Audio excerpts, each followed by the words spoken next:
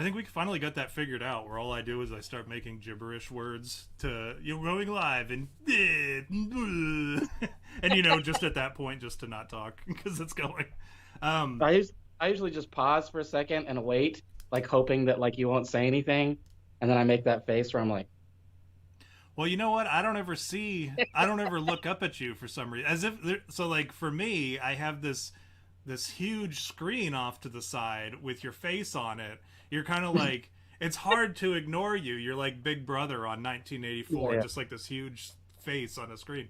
And so I never bother to look up at it. Sometimes I'm so preoccupied. I'm very vain. Like I want to look at myself yeah, who isn't? on the main Well, you screen. should, because I often do. Like, I'll make faces for you, because sometimes you'll be talking and like the audience can't see me, so you'll say something and I'll be like, and it's only for you. You know what I mean? Like I do that so that you have your reaction to it. Well, So see, now it's I'm gonna imperative. have to. It's imperative. It's imperative that every now and then you glance over at me when I'm making my disgusted Well, I face. like those. I've seen those. Usually, when I'm looking for a reaction from you, I do watch your screen. But so I've seen the. Ugh, no, thank you. Yeah, I don't need that. I've seen those faces, but just yeah, in the yeah. casual in the interim when I'm doing other stuff or whatever, I don't even think to look up. So what's you had a thing that we were just talking about before we went live. A lot of people don't know this. Well, I'm sure you guys have deduced this over the years.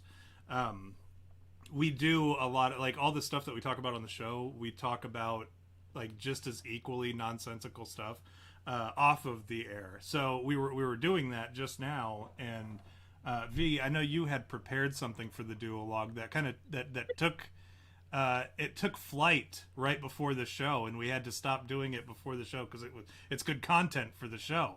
So V, do you want to set us up for that joke? Okay, all right.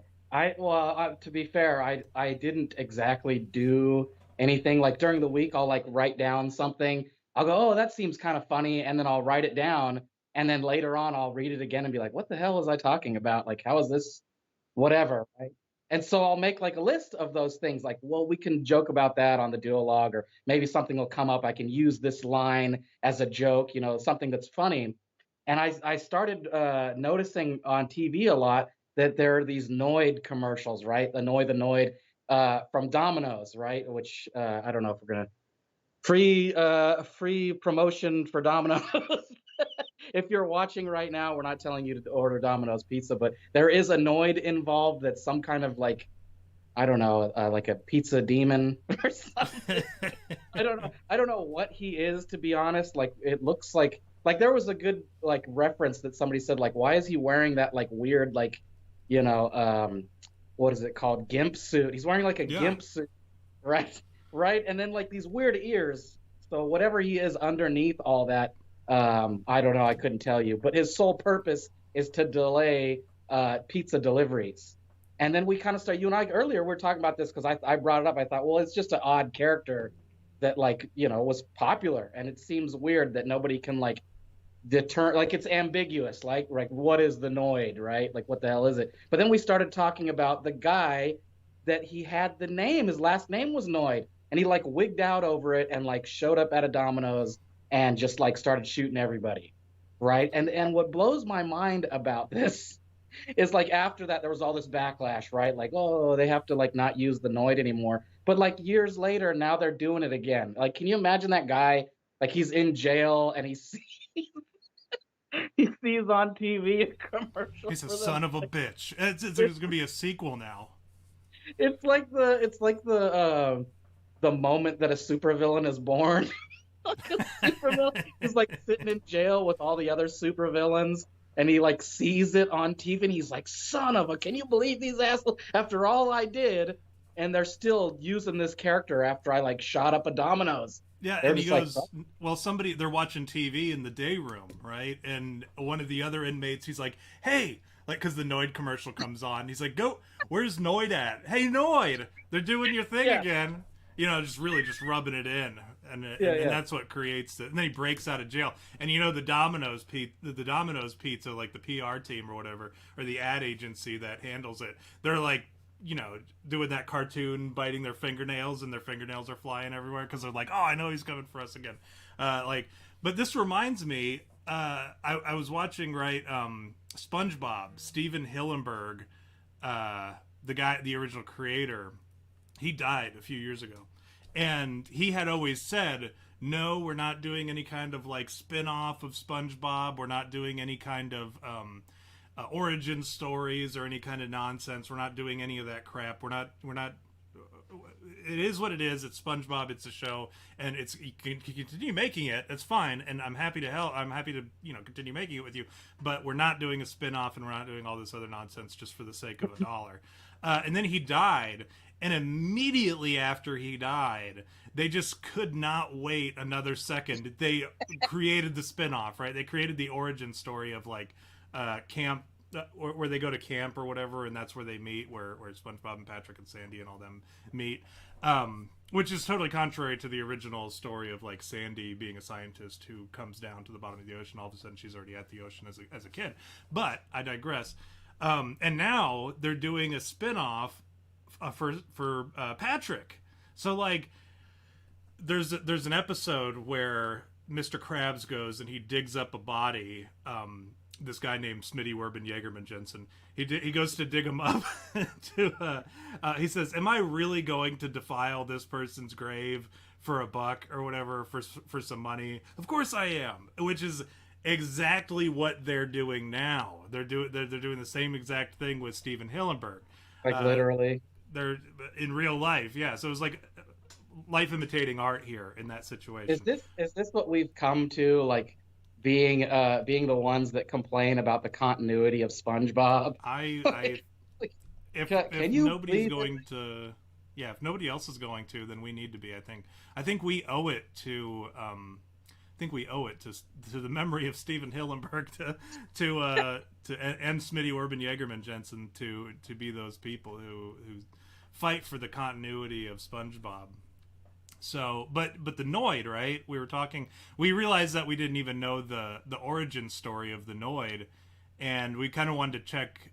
Well, originally we wanted to check up on the guy who was the reason for them eliminating the Noid and all that stuff, and we stumbled upon an interesting article that was written by somebody who is too terribly talented to be working for an online blog company, as far as I'm concerned. Yeah, I agree. Yeah, he talks about the origins being in 1986. The advertising agency Group 243, very well-read guy, like went back and really did the research. He did the legwork on the Noid. Even compared to the worst corporate mascots, the Noid was a unique grotesquerie. A gibbering, pot-bellied, buck-toothed pervert squeezed into a skin-tight rabbit costume. The Noid was a Hamburglar-like character wholly devoted to delaying pizza deliveries. So this is where, we start to see the origin story of the Noid. That, obviously that we...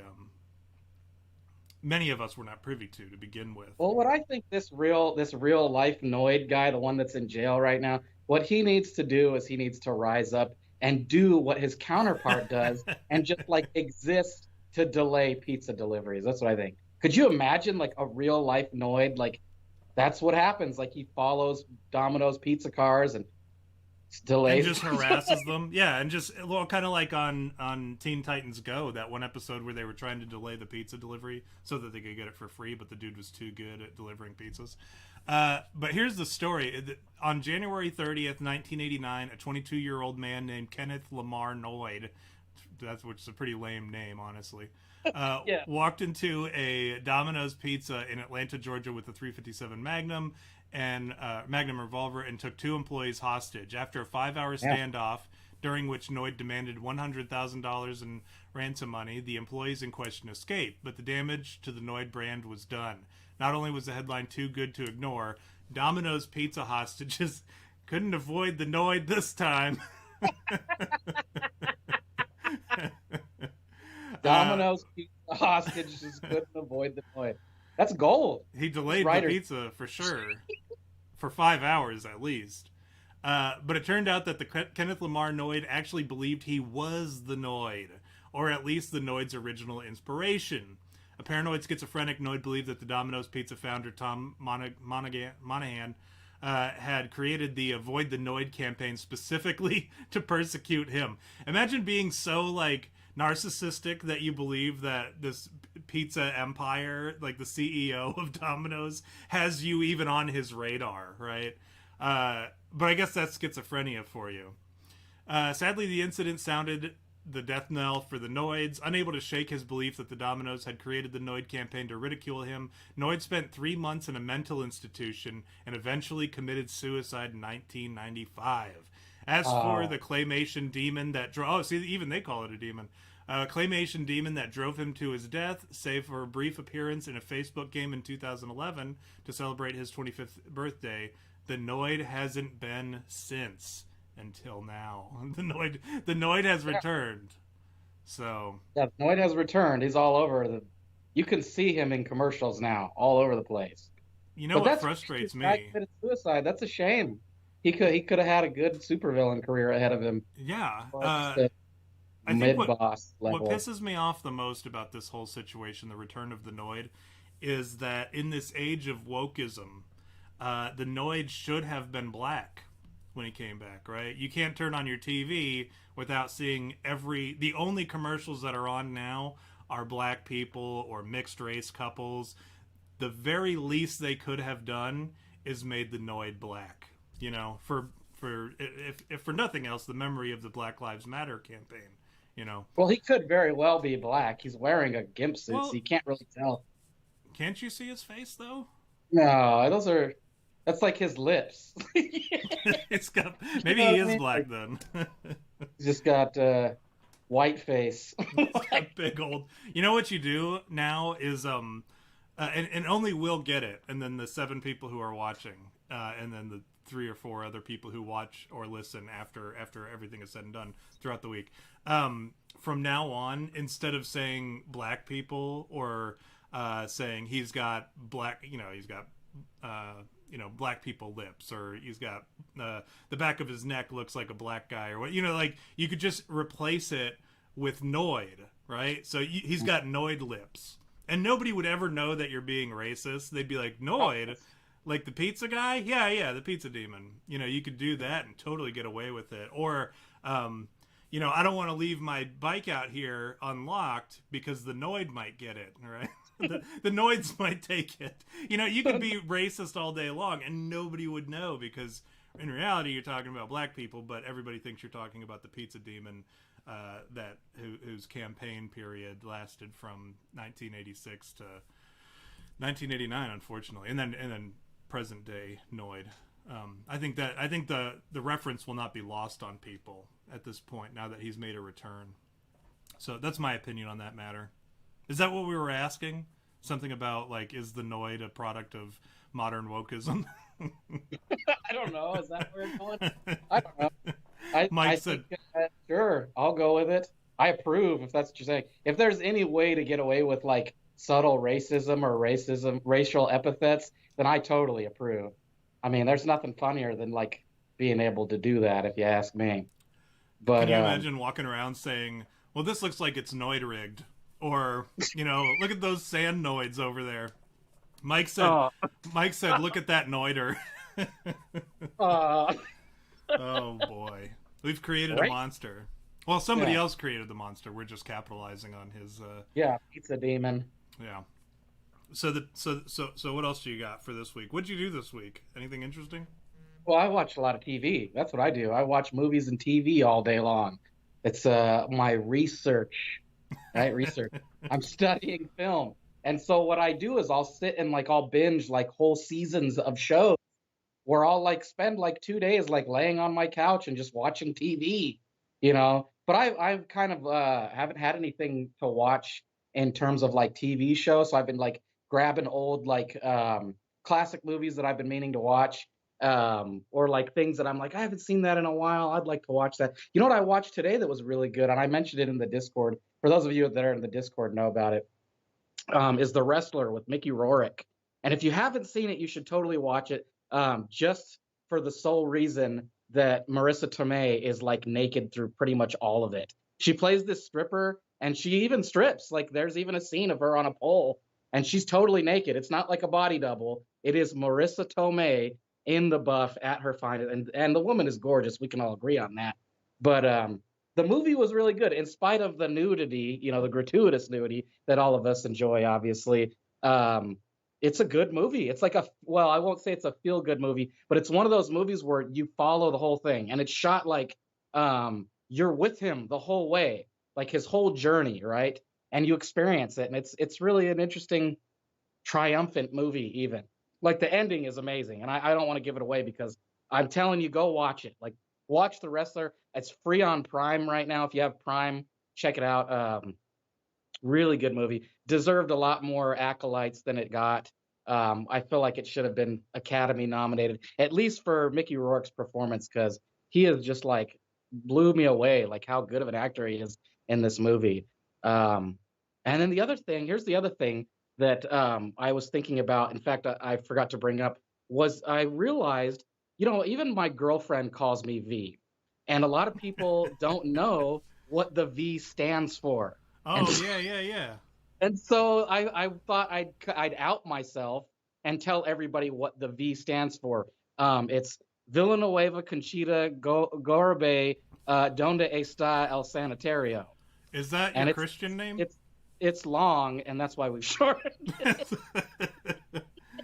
When we first met and I saw your name tape on your uniform, and it was just like the tiniest, thinnest letters possible, and I couldn't make it out. I was like, what is your name? V? Okay. There were like so many letters. They had to get me an extra name tape for the rest of the letters. It droops and off. It didn't even fit on the Velcro. Like I had to like pin it to my shoulder because the name's so long. It had to. Well, that's why you have the Velcro over here too on your for your combat patch, sorry, for your patch. Your name just carried over to that, and then in the middle, like it says, the last part is over here, but then in the middle you have to actually have a little safety pin and connect a part of your name tape that doesn't have the Velcro backing. It's just what a burden it was to put your uniform together. I remember those days. You always used to complain about it. I wanted to talk too about. I saw a movie this week that I'm proud to announce that I watched. I'm gonna lose cool points for this, right? Yeah. Because I've been trying to, I've been trying to spend more time with my kids, especially during. I had like a week off, right? Between semesters or whatever. My school's already started. It started yesterday, this new semester. But I was trying to spend more time with them. So a couple days ago, I watched Cruella with my kids. And I gotta say, I didn't hate it. I thought it was okay. I thought it was a fun movie. It wasn't something that I would say. You hear a lot of people talking about, Cruella is kind of like what Joker wishes it could have been in an origin story. Remember, I think I saw one of these journalists or whatever talking about that. I'm like, well, no, not even close. It's not even. It's kind of like the difference between, you can compare them in that they are both origin stories to some degree, but that would be like saying, hey, let's compare these two horror movies, Gremlins and Friday the 13th. Like, they're not the same. While they fall sort of loosely under the same category, they are not in the same field that you can compare one to the other. So I will say I liked it, but I won't say that I think it is actually deserving of anything, any kind of awards or anything like that. But I had fun. I enjoyed it, and it was a little goofy. You'll hear about the Dalmatians killing the mom at the beginning of the movie, and that's why she hates Dalmatians. That's terrible. I told you, they cleaned it up later. That's not why. That is not why she hates Dalmatians, or why she wants to turn Dalmatians into a fur coat or whatever in the cartoons later. Like I said, they cleaned it up. That's just a thing that happened, and you're like, it explains why she becomes an orphan. Listen, but that's about it. I'm going to give you my opinion on movies about bad guys where the bad guy is the good guy. It rarely works, and Joker, that was a good movie. I'll give you that. That was a really good movie. And that's because it was an Oscar-worthy performance by Joaquin Phoenix. Like, he got the Academy over fucking Leonardo DiCaprio in damn Once Upon a Time in Hollywood, which if you've seen that movie, then you agree Leonardo DiCaprio just like blows away the competition in that movie when it comes to acting. But Cruella, first of all, like this is what I know based on my information, right? I refuse to go see that movie on principle. Now, it may be a good movie. Emma Stone, she's a good actress. I'll give you that. And I've even read that she saved the movie because she was a good actress.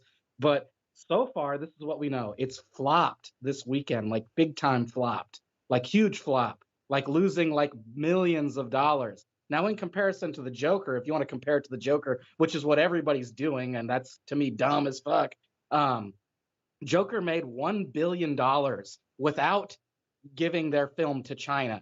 Now, Cruella, on the other hand, or should we just say Disney in general, will send their movies over to China and they'll get their profits from there too, so that you can factor in or whatever. But I don't think that like bad guy movies as the protagonist rarely work unless it's redemption.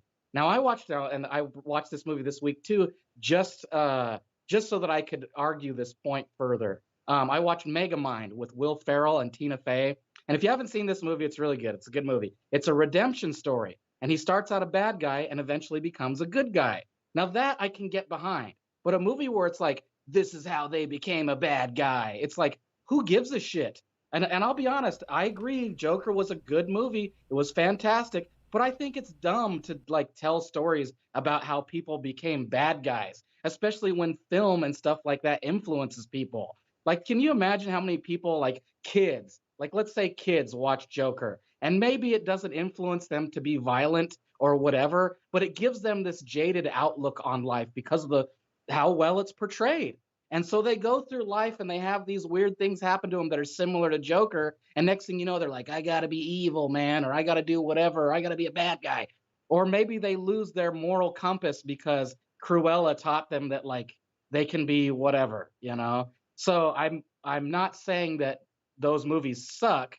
I'm just saying it's not for me because I don't like the morality of it. And you know me, like I got into film because I want to make movies that make people like feel stuff, like have cathartic moments, you know, where they cry or they laugh or they feel like empathy towards these characters and leave the theater going, man, I need to change something in myself, or I need to be more like, you know, Miles Morales and Into the Spider-Verse, which I watched today. Again, fantastic movie, one of the best superhero movies of all time, if you ask me. If you haven't watched Into the Spider-Verse, you're missing out because that is a great movie.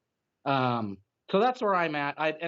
I get it. Like there are movies out there that you can go see and you can just kind of hang out and eat popcorn, and it's a blockbuster. That's what Cruella is. It's the summer blockbuster.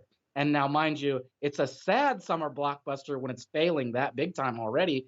But you know, it sells tickets and toys and, you know, all the crap. That's the whole point of Disney, you know, is they don't make just movies, they make a merchandise from whatever movie they're selling. And so they go, how do we get kids hooked on this so they'll buy the toys of Cruella for the rest of their lives? You know what I mean? Like the little girl that watched Cruella today, she's going to grow up and have like Cruella themed everything, right? Like that's how it's going to be.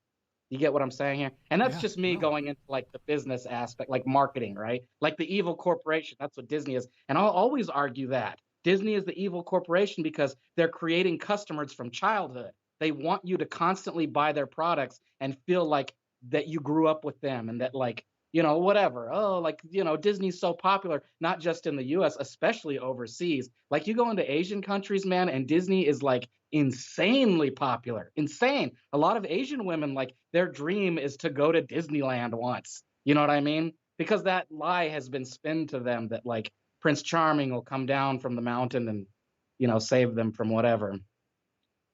Which is mildly true in some cases, but I don't approve. Do you think? So there you have it.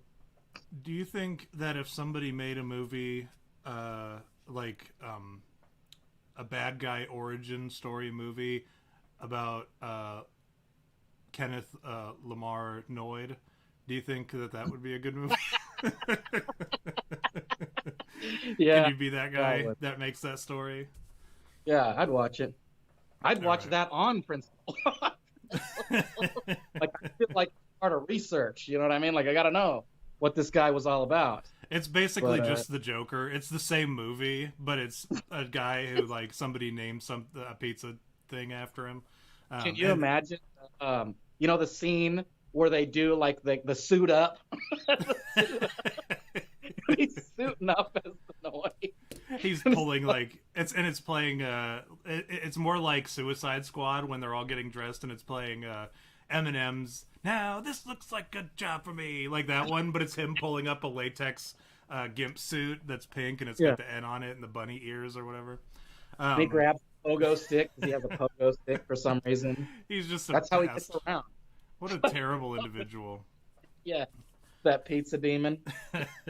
And it's like just poking fun at schizophrenics. It ends up being like the most problematic movie ever made. Like people thought that the Joker was going to be bad, and like create all these incel simp guys or whatever who go and shoot up the theater. But then we create this Noid movie about the origin stories of Kenneth Lamar Noid, and we actually end up creating the next 7 or 8 Columbines. Isn't that the argument for like everything though? Like especially with parents, like with anything, right? It's always like the statistics show that children blah blah blah watch video games and movies and it results in blah blah blah blah blah.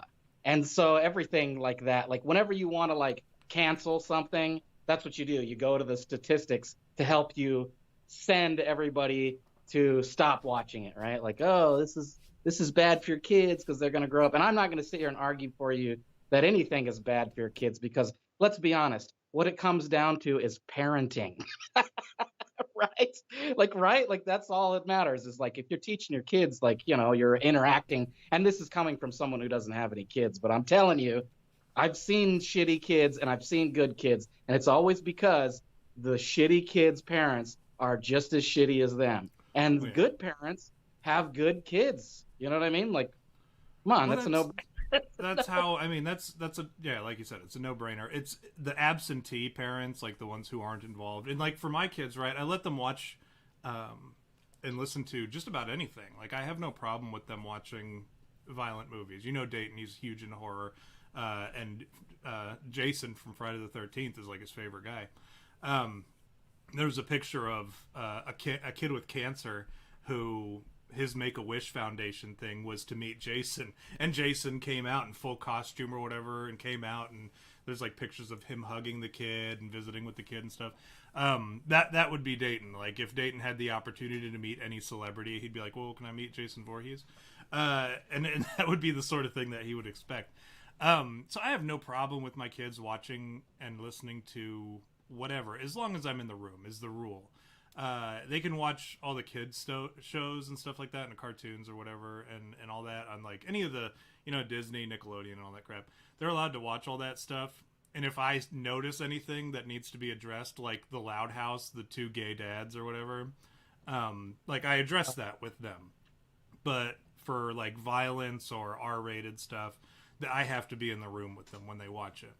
And that's just so that I can say, hey man, so is this okay? Is this something that you should do or that you're allowed to do, or is this an acceptable thing? Is this an example of right or wrong? You know, like teaching them that way. And you don't have that with a lot of kids. Like some kids, their parents are just like, yeah, go ahead and do whatever. And then they develop this like, oh well, that's okay because I saw it somewhere, adults doing it, so it's okay for me.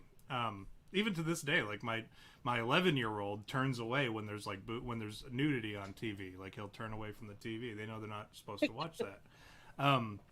So that's just I don't think that I would hope that some of those values that we instill in them will carry over into their you know, coming of age period where they're like, well, you know, here's an opportunity to go have sex with this chick, but should I like remember all this stuff that my parents told me? Whereas like the other kids, I'm going to stop you right there. No, please. I hate to break you, and I love you, and you're a good dad, Tom. I will always tell you you're a good dad.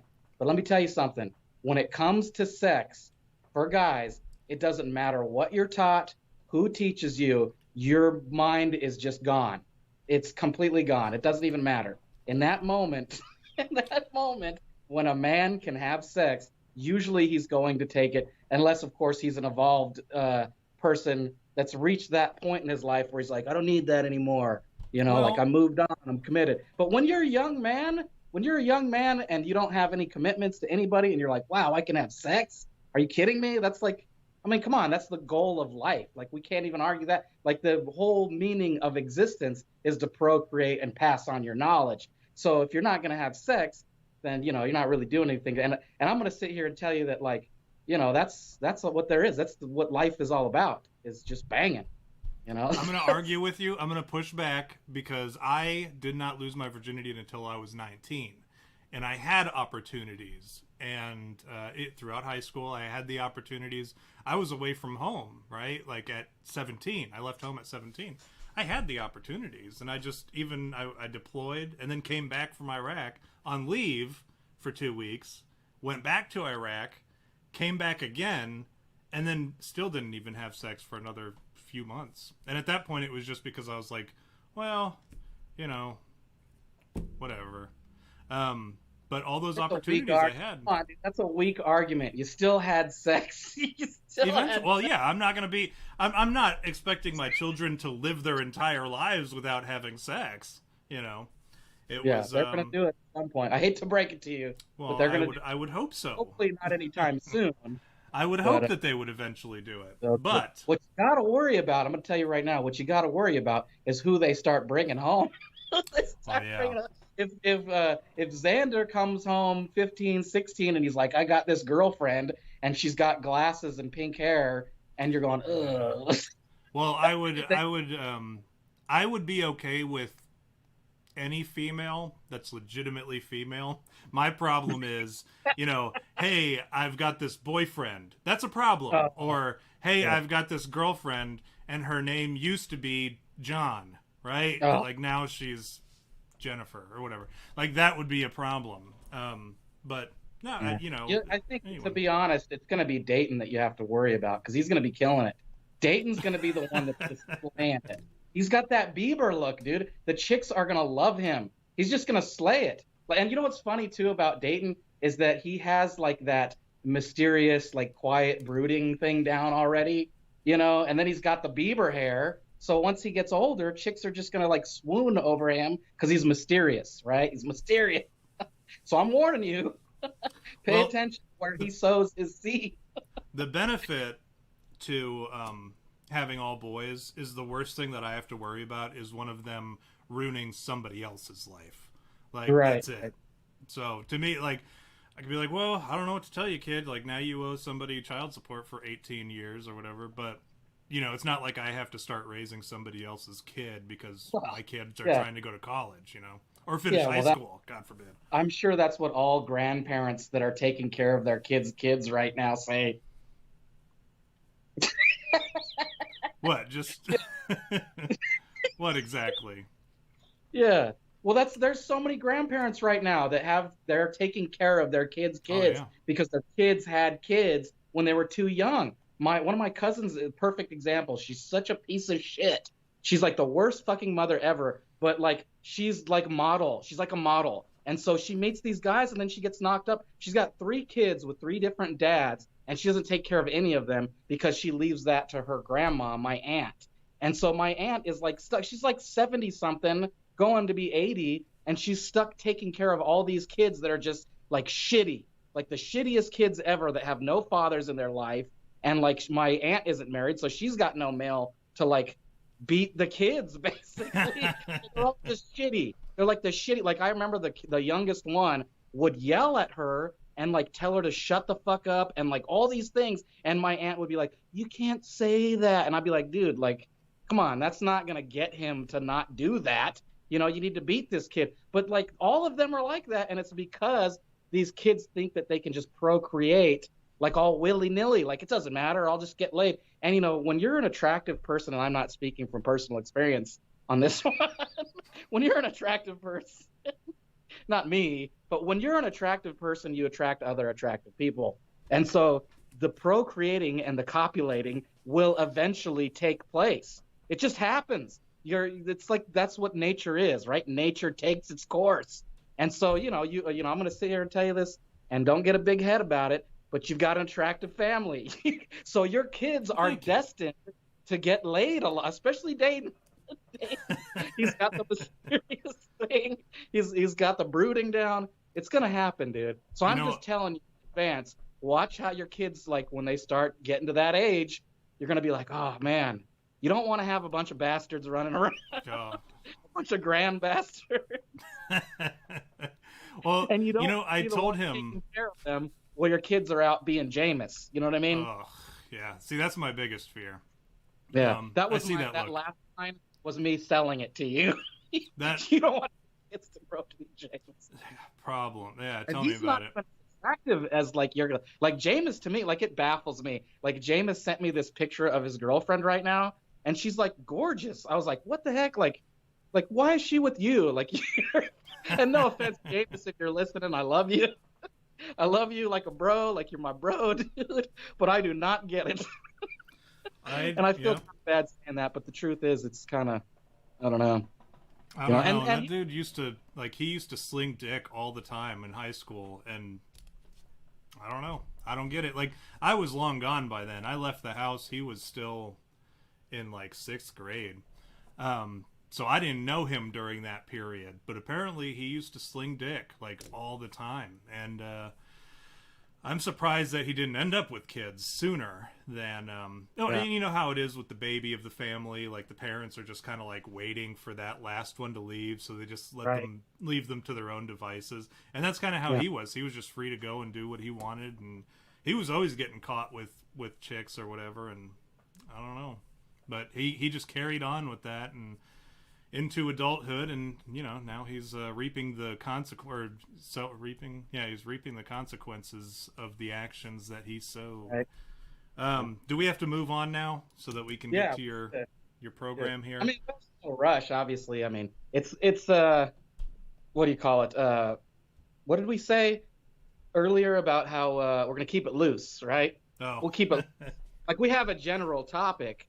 And like, I haven't like really prepared anything. I'm just gonna like assume that my knowledge that I have will be enough to get us through this, and enough that you and I can both get through this. So I didn't blow it off. I didn't blow this thing off. I'm not gonna say that, but I will say that this week we're talking about the celebrities that are heavily vocal about their politics, left and right, and then the ones that are ambiguous about it, the ones that you go, well, they're probably a little liberal, or maybe this person is Republican, or at least conservative because of this, this, and this. So, what do you think? I like Are you it. down? I like the idea. I mean, I was down whenever you told me that I didn't have to do anything this week, and I could just kind of like slack off. And I don't even remember why I needed the week off. But yeah, you got to make the jokes and interject, and make sure they're solid. I can't promise anything, but I will say this. Let me do the welcomes and then do the shot, and then we can kick this thing off. We can fuck this chicken, as what's his face, Dave Outlandish would say. So Sharon, second time she was the first in the chat for the she's the reigning champion right now, boys. So she's got the belt. She's the one to beat. Joseph Beerer, Jurassic Weeb, Mike in Manitoba, Jacob, and King Cracker in the chat. I know another individual who was in the chat because he sent me a text, but I can't say who it is, and I know he doesn't want to be associated with the show. But he sent me a text saying "Noid, please" earlier when we were doing the Noid jokes. Is that who I think it is? That's who you think it is. Yep. Okay, love that dude. So, and then what are we toasting to?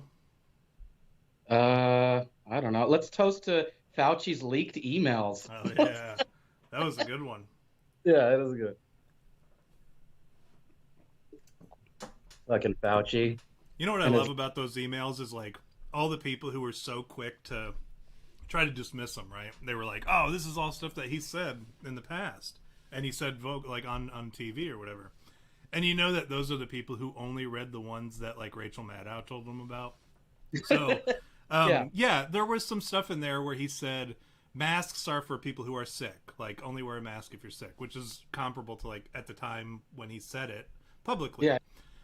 So people were very dismissive of that. But then what about the other stuff where somebody emailed him and said, "Hey man, this is how the virus was created." Okay.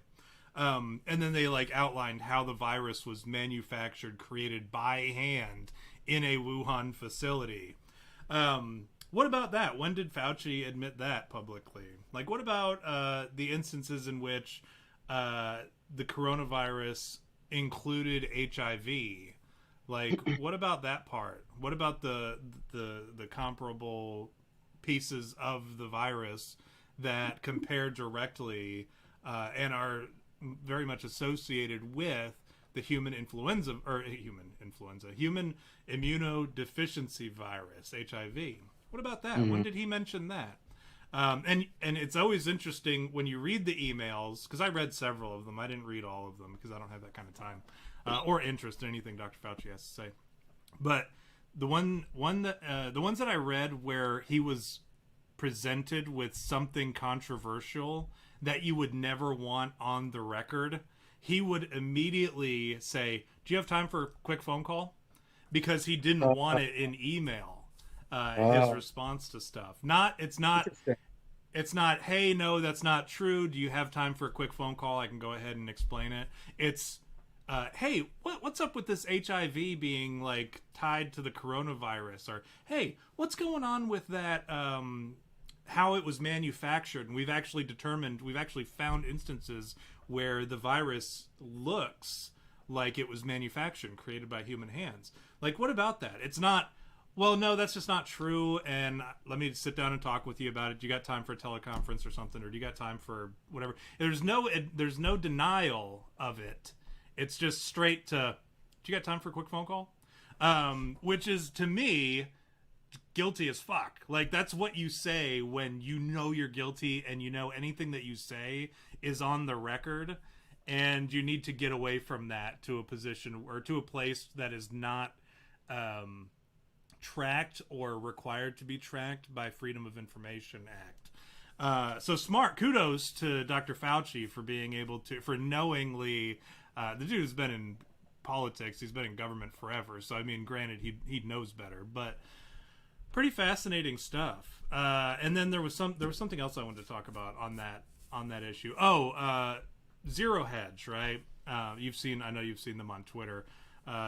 Sort of a news publication, but also sort of a dude who you can trust. So, like, I differentiate Zero Hedge from news platforms because he actually reports the news, unlike the news, who reports whatever needs to be said for the purpose of political pandering. So Zero Hedge, right? They brought it up. They pulled up that particular email where somebody said, and I forget what the guy's name is. The guy's name is Christian, but I don't remember what his full name is. Christian Anderson. Is it Hans Christian Andersen? Hans Christian Andersen. Anyways, if you go to Zero Hedge, you will find the thing that I'm talking about. He had mentioned that he was the one who pointed out. He's like, "Hey, Dr. Fauci, what's going on with this virus? It looks like the more that we look at it, the more we're seeing, marks that it was manufactured. Can you help explain this and this and this and this?" And then as soon as Zero Hedge tagged the guy who wrote that email and said, "Hey, what did you mean by quote?" And it was like some very damning stuff that he had written in the email. He said, "What did you mean by this?" The dude blocked him so that he could no longer, which is also very suspicious. Like, if it were me, I would mute them, right? Because then there's no way that you could do as Zero Hedge did and take a screenshot where it says you have been blocked by this individual and say, "Hey, why did you block us?" So like, kind of a weird situation all around. Furthermore, this whole thing with China, they actually said that they released in their state media, "We need to prepare for nuclear war because Biden has requested a probe into the Wuhan lab leak," which to me, and I made this point on Twitter, like, somebody who has nothing to hide, I think it's totally normal that person should go and immediately start preparing for war when somebody wants to probe a little deeper into something that they are suspicious of. So I think we're kind of at a watershed moment here, and I hope I'm wrong. No, you know what? I hope I'm right. I hope I'm right that this is the watershed moment where we are on the precipice of nuclear war with China because they lied and said that it wasn't a Wuhan lab leak, and that the people that we hate here in our own government lied. And these are the same people, right? Dr. Fauci, Bill Gates, people like Joe Biden and his team. These are all the people, all the Democrats, right, who said, no, it wasn't a Wuhan lab leak. Donald Trump, all his flaws aside, right? Like, you can sit here and pick on Donald Trump all you want, especially as a president. But that dude early on said, no, we've seen evidence that it was a lab leak from Wuhan.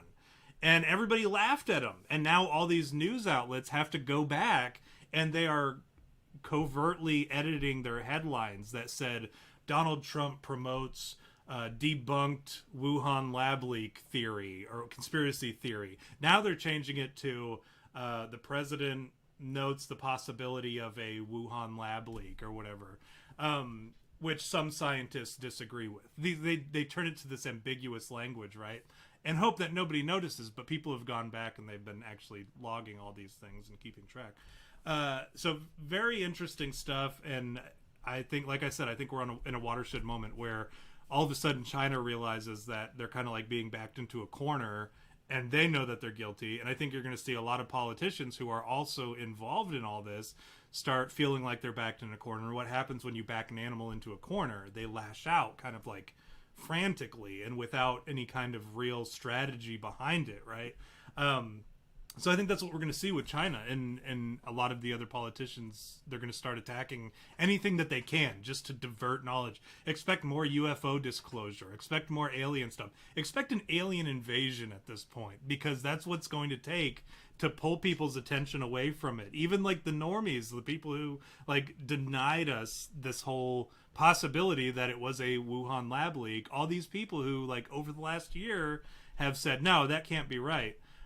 They're all waking up now. So I think you're going to need an alien invasion in order to distract us from that. And from what we've gathered over the years is that the aliens are in cahoots with government, and certainly the world government at large. And it's going to be interesting to see what comes in the next coming, this month. We're supposed to get some kind of disclosure. We're supposed to get some information in the middle and the end of the month. We're supposed to have those reports that are due that were included in the COVID relief package. There was an amendment that they had to come up with the UFO research report that's supposed to be released. That was part of the COVID Relief Act. So those of you who were waiting and very hungry and didn't have any money and didn't have food on your tables because they were arguing over the amendments that were supposed to go into the COVID relief package, it was because people were wanting UFO disclosure stuff included. Anyways, V, go ahead, please take the wheel. Well, I wanted to add to what you were saying, actually. I know, like, and if we get off topic, then so be it. But like, I was thinking about what you're saying with nuclear war and like China and stuff, and I kind of have devised something this week that I've been thinking about that would be like the best for the world. And hear me out, hear me out on this. Hear me out on this. I think that we should get back to imperialism. And I know I've said this before, but I think that like the U.S. is clearly has the strongest military in the world. We got to just start taking countries, man, like taking them and like declaring them U.S. until we cover the whole world. And then we get like one leader, right? Like one leader to cover the whole world. And then we have all the resources that we want and all the stuff that we want that we can distribute, right? However, but I mean, I don't know. It seems silly to me that we have, like, I watched Vice the other day, and I've seen this movie before, but I love it, so I wanted to watch it again. And they really paint Dick Cheney as like this horrible person that like seized control of the military during this crisis so that he could just like act like God or whatever. But like the truth is like it was kind of epic. Like, okay, like take out your whole like, 9/11 and I feel bad for the people that died or whatever. Take out all morality and look at the situation from the standpoint of like it was securing shit. Like the reason we went to war with Iraq when it wasn't even the Iraqis that attacked us, right? The Iraqis weren't the ones that were involved in 9/11. Like it was Osama bin Laden and his cronies. But for some reason, we invaded Iraq and fucking took out Saddam. And so you go, well, why was that? Well, it's because they have a lot of resources. And ideally, if we went into Iraq and just like the guise of whatever, war on terrorism, right? And that's fine because the media will support that and Americans will go, yeah, war on terror. But in actuality, the bottom level was, hey, they've got this stuff that we need, lithium, oil, all these things that we can use to benefit our society, because these Muldoons over here in the sand country are just wasting it. Like they're not doing anything with it. They're not progressing as a culture. They're not moving into like another level of what you would call like type 1, type 2 societies, right? Like they're not doing anything. Like these guys are like generations behind America and China and the UK or whatever. And it's such a waste to see that. It's such a waste to have all these resources and you're going, what are you doing with them, dude? You're just sitting on them. When we could make more cell phones, you know what I mean? Like lithium, we can make more cell phones. We could start, progressing with our technology and like moving forward as a society. We're never going to evolve or reach type 2 civilization when we have these weak links weighing us down. And like, my argument is this, and this is my platform, is that we need to like form, like, okay, we need to form a world government, obviously not run by Democrats, not run by people that like have these other agendas, and liberal agendas or whatever. We need to come together as a world and start like pooling our resources, right? Instead of like fighting over bullshit, right? Like saying the president of China looks like Winnie the Pooh, and then people get upset about it, and now there's like war to be had or whatever. I say bomb the fucking shit out of them. Like just bomb the shit out of them. Like obliterate this continent. Like just wipe it off the face of the earth, and then go in there and get those resources, man. Like screw the country, screw the people there. I don't care what's going on. Whatever they're doing, I assure you it's not benefiting society. And that's my argument, and I'm going to argue with you. I'm going to push back on you. Absolutely. Because that's what I do. I expect it. I am like... that's my world domination plan, by the way. That's well, so I'm not against a lot of what you said. I am against some very key critical parts of what you said. I'm with King Cracker on this. He said, not in favor of global U.S., though I wouldn't mind annexing Canada and Mexico. I don't think that...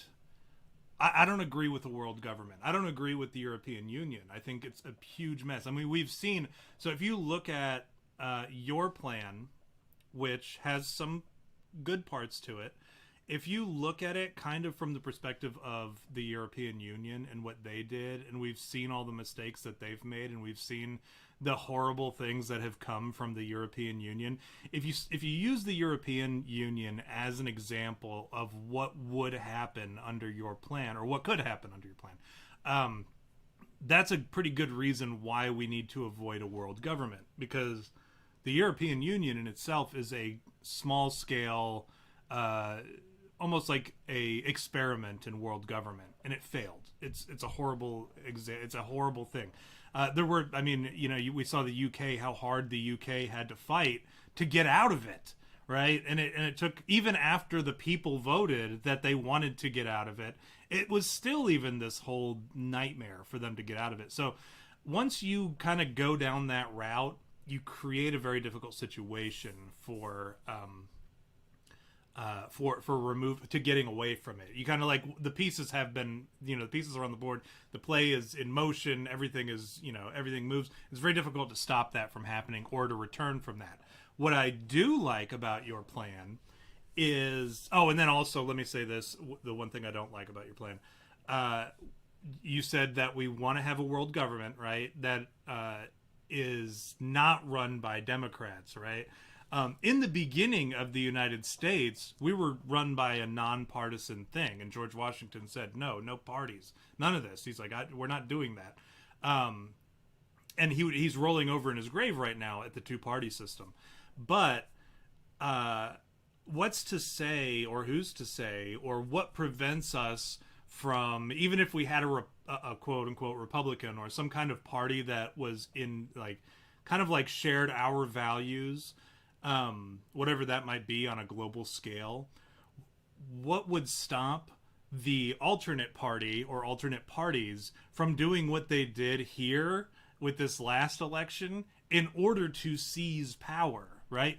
You would have to become kind of an emperor. You would have to kind of, that would be a big requirement for me to get behind. It would have to be somebody very tyrannical who shared my values, but they would also have to be somebody who was unwilling to give up power, but they were also not a total dick and a tyrannical, and they didn't let power go to their head, which never happens. That's never the case. They always let power go to their head, and then it becomes a problem. The things that I do like about your plan, though, is I think we should just wipe out countries. I think we should just destroy them. I think we should do what we did. The problem with Iraq, what we did in Iraq, was we did the shock and awe campaign, and then we stuck around. And we didn't just seize the areas that we needed. We decided, okay, well, now we need to build the country back up better. What it should have been was shock and awe, wipe out the military, everybody fuck off. These mines are ours now. These oil fields are ours now. You guys can carry on about your business, but this belongs to the United States now. And if you want it, good luck, because we'll nuke you into the fucking Stone Age. That's what it should have been. It shouldn't have been. But the problem was Cheney and his Halliburton company, right? And he owned stock and shit like KBR, Kelly Brown and Root, and all these people who were making money off of rebuilding the country and turning it into a permanent duty location for soldiers or for service members. That's when it became a problem. The goal should be, okay, well, we have lithium mines in Africa. Let's go in, fucking wipe out everybody, mass genocide, anybody who, like the military, not people. I'm not talking about people. I'm saying kill the military. I'm not for killing innocents, right? That's where I draw the line. We wipe out anybody who opposes us, the insurgency, with no rules of engagement, none of that nonsense where like, oh, you killed somebody who was a non-combatant, now you're going to get court-martialed or whatever and sent away forever. Like, none of that shit. Do the shock and awe campaign. Anybody who opposes us, kill them and be done with it. Cordon off the area. Say, this mine belongs to the United States now. Fuck off. That's what we should be doing, because once you start doing some kind of, like, control over a country, that's where we start losing our money. That's where, like, the whole endeavor ends up not being fruitful for the nation. It's fruitful for certain people who were invested, who were part of this whole operation, but it's not fruitful for guys like you and me. It's not fruitful for people of, like, actual Americans, right? So I think that should be the thing. Cordon off certain areas of certain countries, and if you want to try to take it, we heavily defend those areas. Those become duty stations, like the mines or the oil fields. Those can become duty stations, or we could hire the private militias to take control of them. They get 10% of whatever revenue comes from it, and for as long as they're contracted out to do it. That's how I would do it. Or not 10%. It would be more than that, because I know they would charge more than that. But it would be whatever the percentage is. We get whatever we get, and then the whatever revenue you get the kickback of whatever percent. You can continue to protect it. That's how I would do it. I would not rebuild nations. I'm not in the business of rebuilding nations. I'm in the business of shock and awe and conquering. So in that way, I agree with you. I just don't think a world government is the right answer. Well, it's inevitable. I mean, let me put it to you like this. Like, a world government is inevitable. I hate to break it to you. Like, either way, like, there's no way that we can get past having a world government, especially if we want to be part of a galaxy sort of government, right? Like, if we want to join a galaxy government, we're going to all need to be on the same page. Like, imagine aliens come down and they show up in, like, Russia or something. And we're over here going, well, the Russians, now they have all of the alien technology. They have all of the alien stuff. And now they're the ones leading in, like, let's just say, for example, weapons. Like, they get alien weapons, and then next thing you know, we're screwed because we don't have the same technology as them. And Cold War is just over. They have, like, exceeded us in every possible way because they have alien technology. Now, this is hypothetical, of course, because we don't know about aliens or anything yet. But I'm saying that until we all get on the same page, we'll never progress to a type 2 civilization. And so the only way to do that is to take it by force and just disregard morality entirely. Like, we have to colonize other countries. We have to go in, say, it's like when you're in, like, remember when you're in basic training and you're eating your lunch, you know, at the chow hall, and the drill sergeant comes up and he just tells you, get up, you're done. That's what we're doing. That's what we go into these countries. We go, you're done. Like you're not like whatever it is that you've been trying to do, since whoever knows how long, it's failed miserably. We're gonna take over, and you're gonna do it our way now.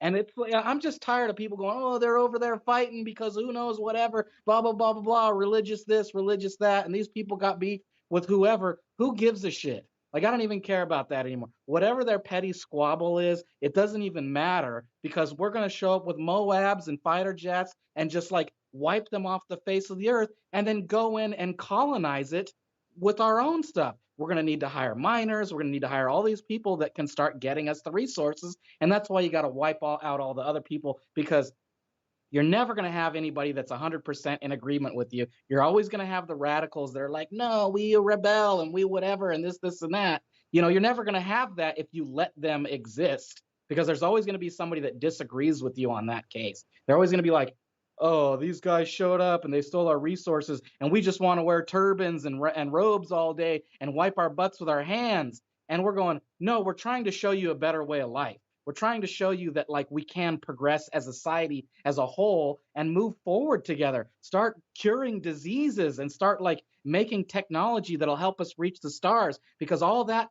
resource stuff, it comes from other countries, man. Like you can't build a space shuttle just in the US. You're going to have to outsource to other countries for materials. That's just how it is. But if you have that country already under your control, then you just go get those materials. I mean, like on a scale of like just monetary alone, like the price of stuff goes down. Could you imagine going to the gas station and it's like 50 cents for a gallon of gas because we own all the gas reserves? Like, could you imagine that? That's what we like, were on our way towards under Donald Trump.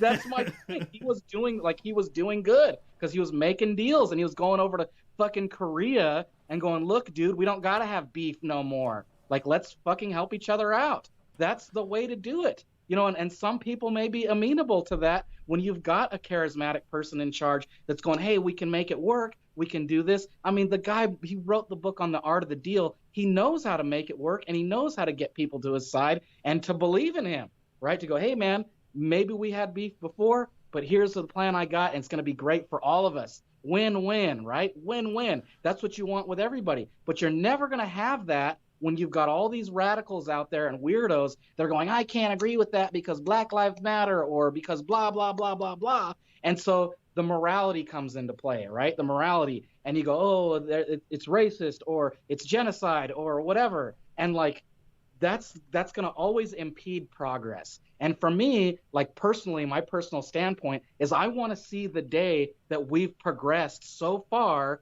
that we have like technology beyond our comprehension, like biological upgrades that like prevent us from aging or from getting diseases or anything, anything. Like all that stuff is not that far in our distant future. And like we can achieve that faster if we're all on the same page. You know what's funny though? That's what I'm getting at. I have a couple things that I want to point out to you. Of course. You're talking about like all these people coming together and creating these technological advancements, right? We have the biggest powerhouse teams in the world working together. I mean, you look at the International Space Station, right? It's an international space station. It's the best minds of the nations that were able to make it to space. They're all working together to further this whatever they're doing up there, to do all these experiments, right? Space stuff. Yeah, space nonsense, whatever. Are we derailed? I hate to interrupt, but are we totally? I think we are derailed. Yeah, we'll save the rest for next week and just keep going on with this. Works for me. So, but they're all working together. That's not new. So we've been working together as a planet on space travel. Nothing has impeded. So you have, the militaries, you have the science community and the medical community. We can kind of put them together. And then you have kind of just like us, like the guys who are like very nationalist, like USA. And then, the people who are like, the fucking, the USSR guys who are just like, oh, hammer and sickle and shit. You've got every just person who's into nationalism. My opinion of whether or not we should be working with Russia on, I don't know, biomedical science is not important. It holds no weight in that coming together of minds, right? Likewise, I cannot sit here and my opinion on, well, we shouldn't be working with China on gain of function research for virology, right? Because they're doing it anyways. The scientific and the medical communities across the entire world have already been working together, and especially now that we're living in an era in which, you know, you could get on a Google Drive, a more secure version of Google Drive, and just share findings as you discover them together in sort of a group effort. And this is happening across the world already, right? So when you talk about, well, we need to come together as a planet on these, extending life, on space travel, on medicine, on science, on this and that and the other, we've already done that. That's going on right now. We are already doing all that stuff that's useful in that way. We're already doing that. The difference is you still have people who are like, well, this is my country and my values, right? We don't want people to come over from refugee, war-torn countries. We don't want refugees to come over from these countries and shit in the streets, right? That's what we don't. That's why we want sort of like rules about immigration laws and refugee laws and all that stuff.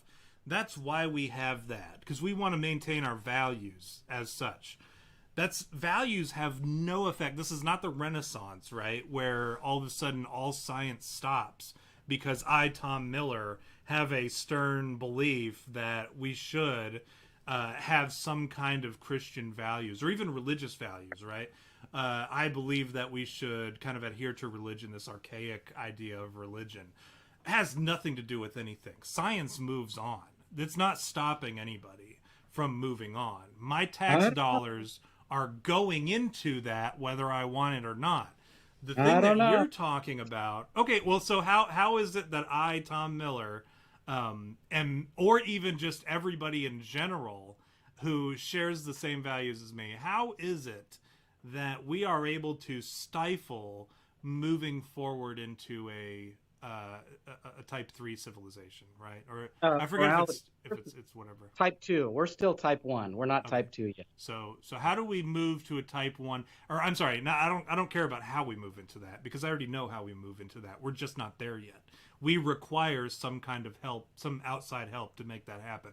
I will stand by that forever, because our people, they're not cutting it.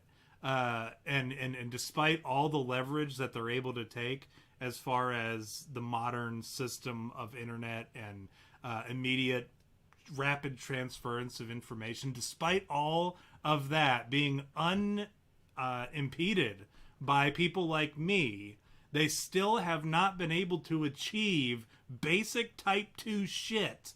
My question is, how is it that I and my counterparts who also believe that we should maintain some kind of religious morality, how is it that we're stopping that from happening? Okay, I'm going to give you a couple of examples. Okay. First of all, like, my argument is essentially that morality is getting in the way of our progression. And the first one that I'm going to start with is stem cell research. The taboo behind experimenting on babies. Wait. Is that actually not allowed? It is not allowed, especially not in America at all. You are not allowed to do stem cell research in America. Some other countries are still able to do it, though. Well, it's not exactly something that's happening in the U.S. Okay. Stem cell research, yeah, that's like overseas. I mean, there's a few places, I think, and cloning, like even cloning is like a taboo thing.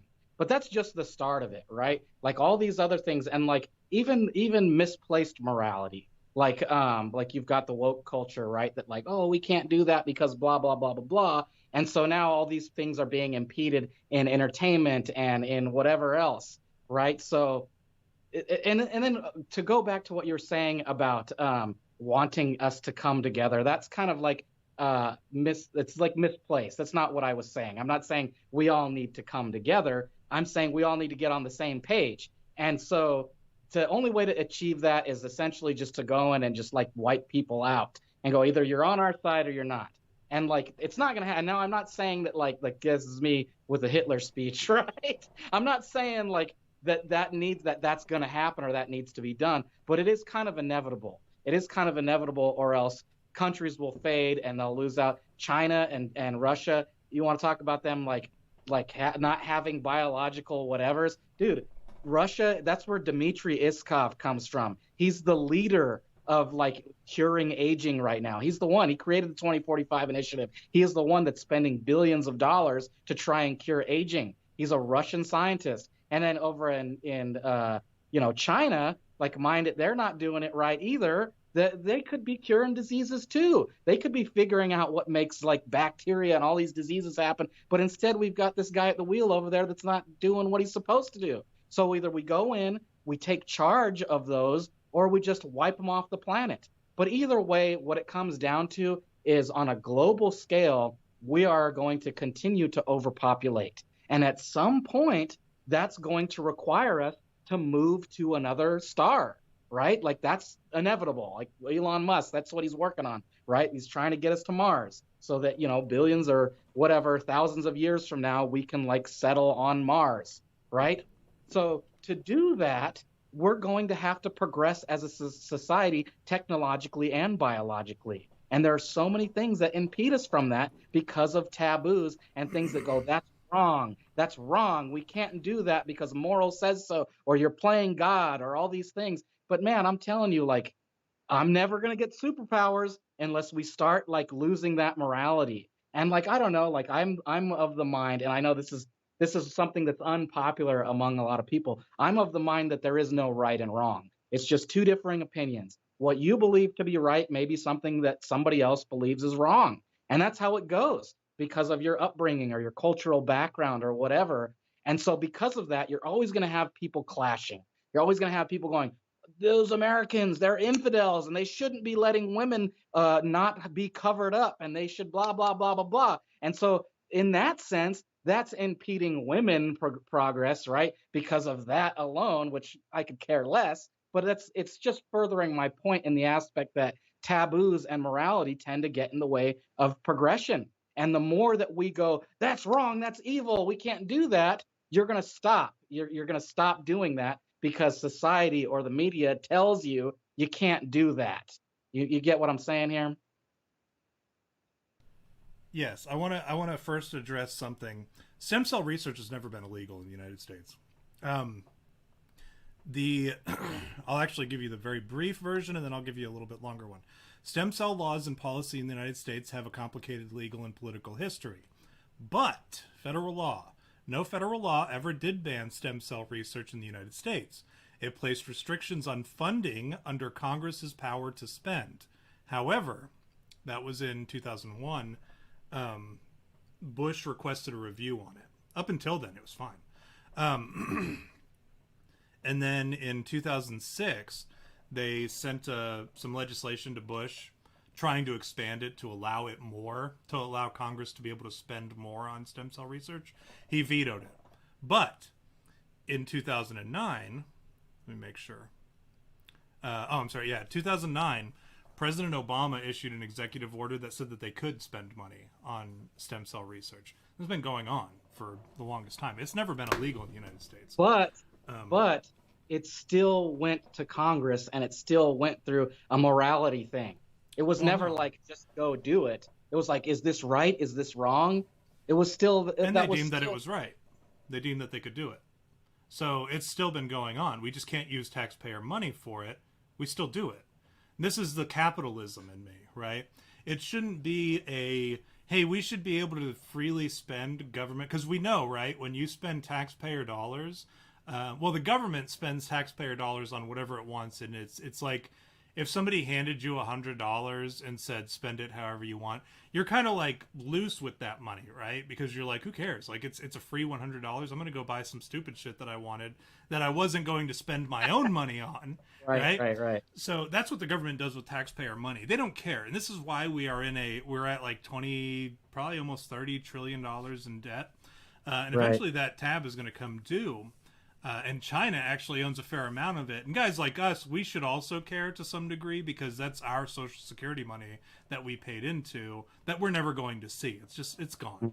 Mm-hmm. Like a third of the money is gone, or I'm sorry, is owed to the United States, people of the United States. Right. We'll never see that. Anybody who is in the chat right now, who is an American citizen, you're never going to see Social Security money. By the time you get to that age, it's gone. But anyways, I digress. And then the rest of it is owed to major corporations. It's also owed to other countries, and predominantly China and Japan.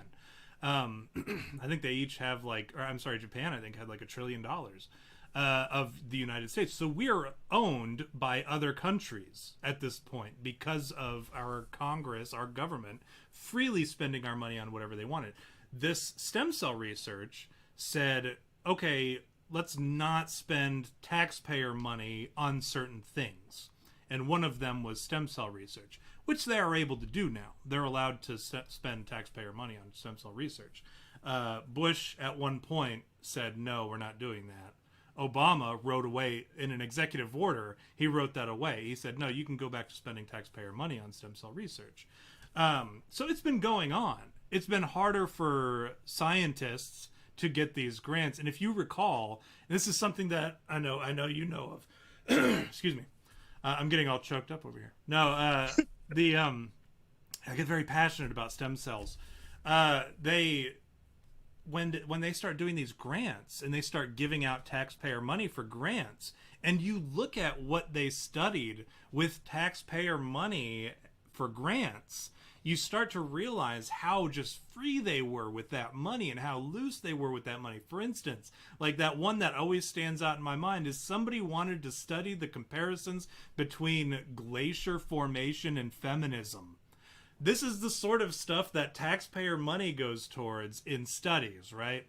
It's never useful stuff with stem cell research. And I guarantee if you looked at what stem cell research, there's no problem. And it wasn't even all stem cell research. It was, we don't want stem cell research that comes from partial birth abortion babies. That's a problem.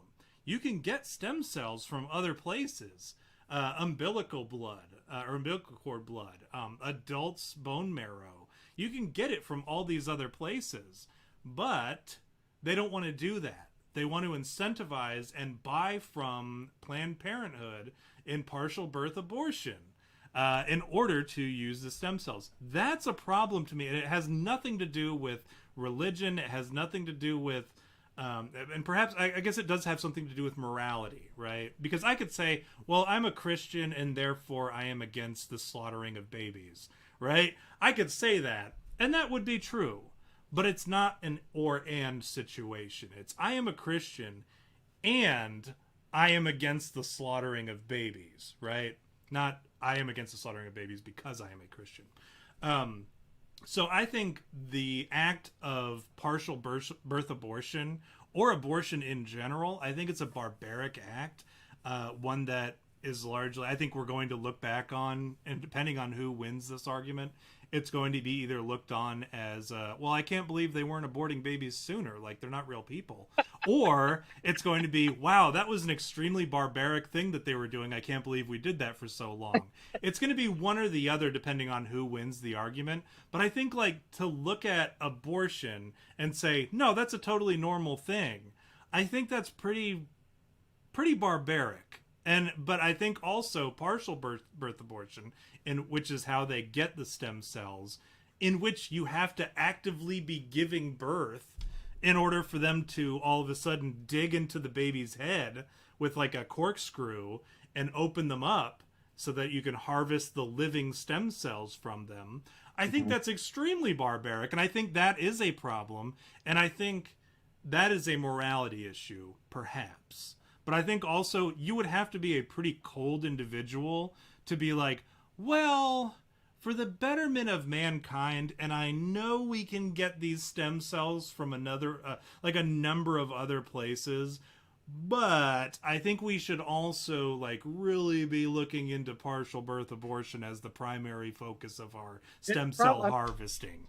It's probably the most ample way to get stem cells, to be honest. I mean, if you think about it, however many thousands of women that abort babies a day, you think about it's like untapped, like an untapped mine. And again, if you take out the morality, that is a good source of stem cells, because the women are just throwing their babies away. That's what they're doing. And so, okay, morality aside, and you can say they're murdering a baby, and I won't argue with you, but if they're just going to throw it away, you know what I mean? Like, if you're Dude, just going to hold throw it on, hold on, hold away, you know what I on. Let me stop you. I have to stop you and clarify. Partial birth abortion is not like having an abortion at 12 weeks, which to me is like pretty unforgivable, because at that point a lot of women actually like miscarry at 12 weeks. That's a pretty common, that's kind of like your window of like it may or may not go, and most women won't actually even admit that they're pregnant until after 12 weeks into the second trimester. But partial birth abortion requires a very sick individual. All right, this is not somebody who was like, well, I'm about to give birth, I'm just going to throw this baby away, because at that point they're going to go, you have to be like 35, 36 weeks pregnant. Like, you have gone the full thing. And then you are actively delivering a baby, and then they kill it. This is not somebody whose like only option is like hunkering down over a toilet and then having a toilet baby in a gas station and then tossing it in the trash can. This is somebody who has a perfectly viable baby that they could give to the hospital, to the fire department, to a police department, to all these safe spaces, right? Or safe places, they're called. This is somebody that could give this healthy baby to a family who is like, the line is out the door and around the corner of people who want to adopt a healthy baby, because they cannot themselves have a baby for whatever reason. And a family that wants to love a baby and wants to love a child, they would happily pay whatever expenses, and they would take care of the baby, and they would take them right off your hands right then and there. This is the type of baby that they're performing partial birth abortion on. This is like a 40-week baby coming out like, hey, I'm just excited to join the world. Oh, why is this drill going into my head? Why is this like the movie Saw, which I have no reference to? You know, like, why is this happening to me? That's the sort of thing that it happens. I will say this. Stem cells, and people have been talking about it in the chat too, stem cells can be harvested from a number of different places. Just as easily, probably easier, and for cheaper, because you could donate bone marrow, right? I could go in, and I know bone marrow donation is painful. I know it's not a pleasant experience, but if it would save the life of a child who is like on the chopping block for partial birth abortion, I would be first in line as often as I could to donate bone marrow. But that's not ever the case, because they don't offer that opportunity to people. They say, well, I know you're pregnant, why don't you hang on to it for 30 weeks, and then we'll go ahead and do a partial birth abortion. We'll get those stem cells from you. And then we'll pay you whatever amount of money. I don't know how much it is for the stem cells that come from a baby through a partial birth abortion. But if the opportunity presented itself where they were like, hey, Tom, listen, and this is not how it would ever go, granted, but if they were like, hey, Tom, I'll tell you what, there's a baby that's on the chopping block ready to be partially birth aborted in the room next door. Would you be willing to give up bone marrow? And it'd be extremely painful, and it won't be pleasant, and they have to use the bone drill, and it's not something you're going to enjoy, but it will save that baby's life. Absolutely. I would donate bone marrow all day, every day, as often as I could. But that's not the case. Nobody wants to harvest, stem cells from viable candidates who are not babies, which is, again, like I say, very barbaric, and it is very much in line with this whole adrenochrome and the jokes about drinking blood or eating babies or whatever, like all that stuff that people think of as like conspiracy theories. There's a very real version of that is scientifically backed in a big part of the medical community that nobody wants to address, because they're like, all of a sudden they're like, oh, is this that whole adrenochrome thing? But I would recommend looking into partial birth abortion and the benefits of it, and specifically looking at pictures of how they do partial birth abortion, because it'll blow your mind. It'll make you never ever want to like talk about stem cells ever again, because it's so disgusting and so foul, and it takes a very dark individual to, and I'm not saying that you're a bad person because I understand morality is a roadblock in a lot of this. If you can absolve yourself of the morality of a lot of this stuff and sleep fine at night, I mean, I can't fault you for that, because that's a personal preference and a personal belief. But I will say, if a lot of these people don't look into it and they don't realize how foul and how disgusting that particular act is, and there are other opportunities available that are probably just as, or if not more so, lucrative than doing so the more barbaric way. But I always encourage people to look up, especially after they've eaten a big meal, look up partial birth abortion and tell me what you think about that whole process. Because, again, like I said, it takes a very dark individual. You think abortion doctors are bad? The ones who just, like, scrape the interior of the uterus or whatever? Like, the people who do partial birth abortions, there's something else going on in their heads that certainly that got them into that field and then allowed them to continue to do so. Anyways, that's my big argument. I'll get off my abortion, partial birth abortion. But I mean, you just solidified my argument. You even said if you can remove yourself from the moral understanding or from a moral place, yeah, I would agree that yes, you could.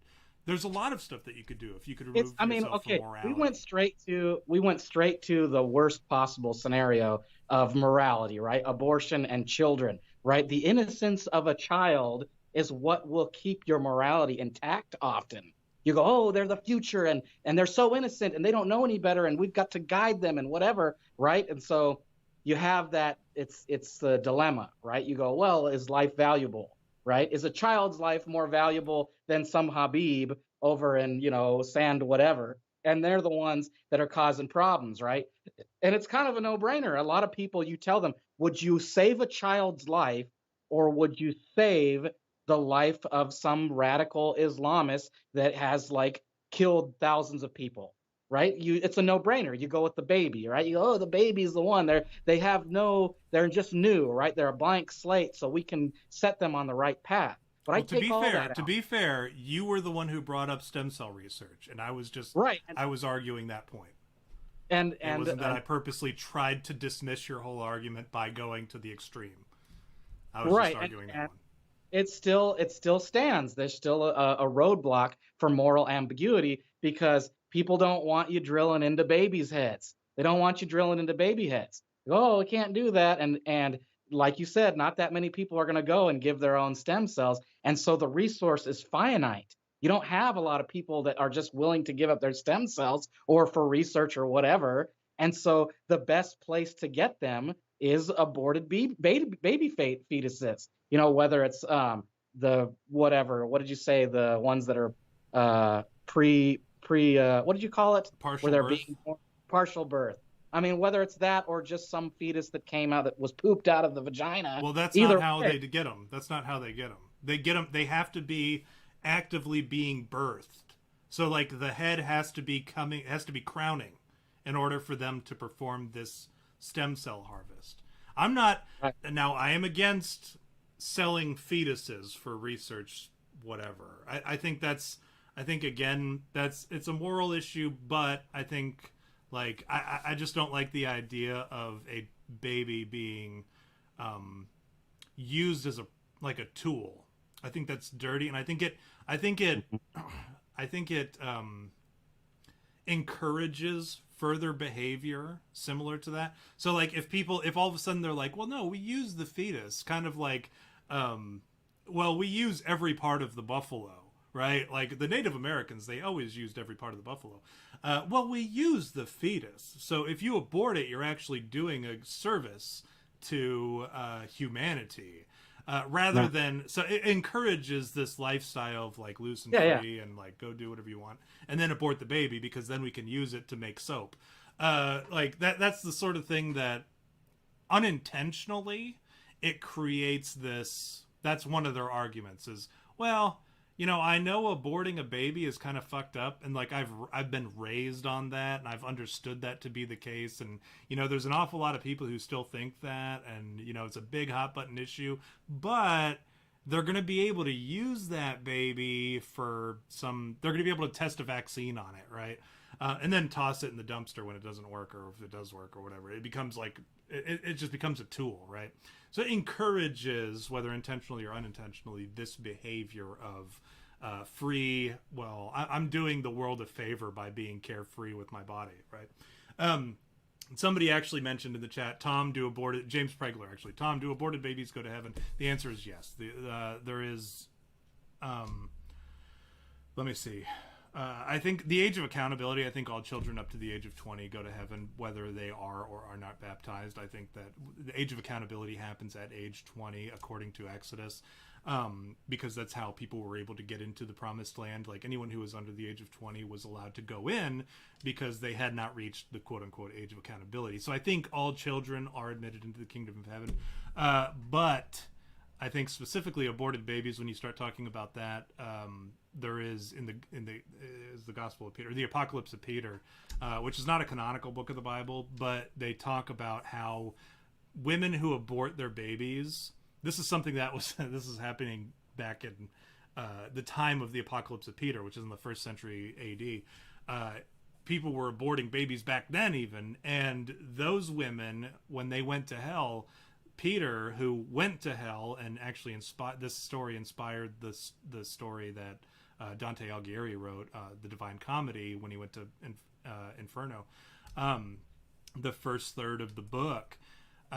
He describes hell, and he describes how the women who aborted their babies will like bathe in the gore of the blood and the gore and all this stuff of the aborted fetuses and stuff.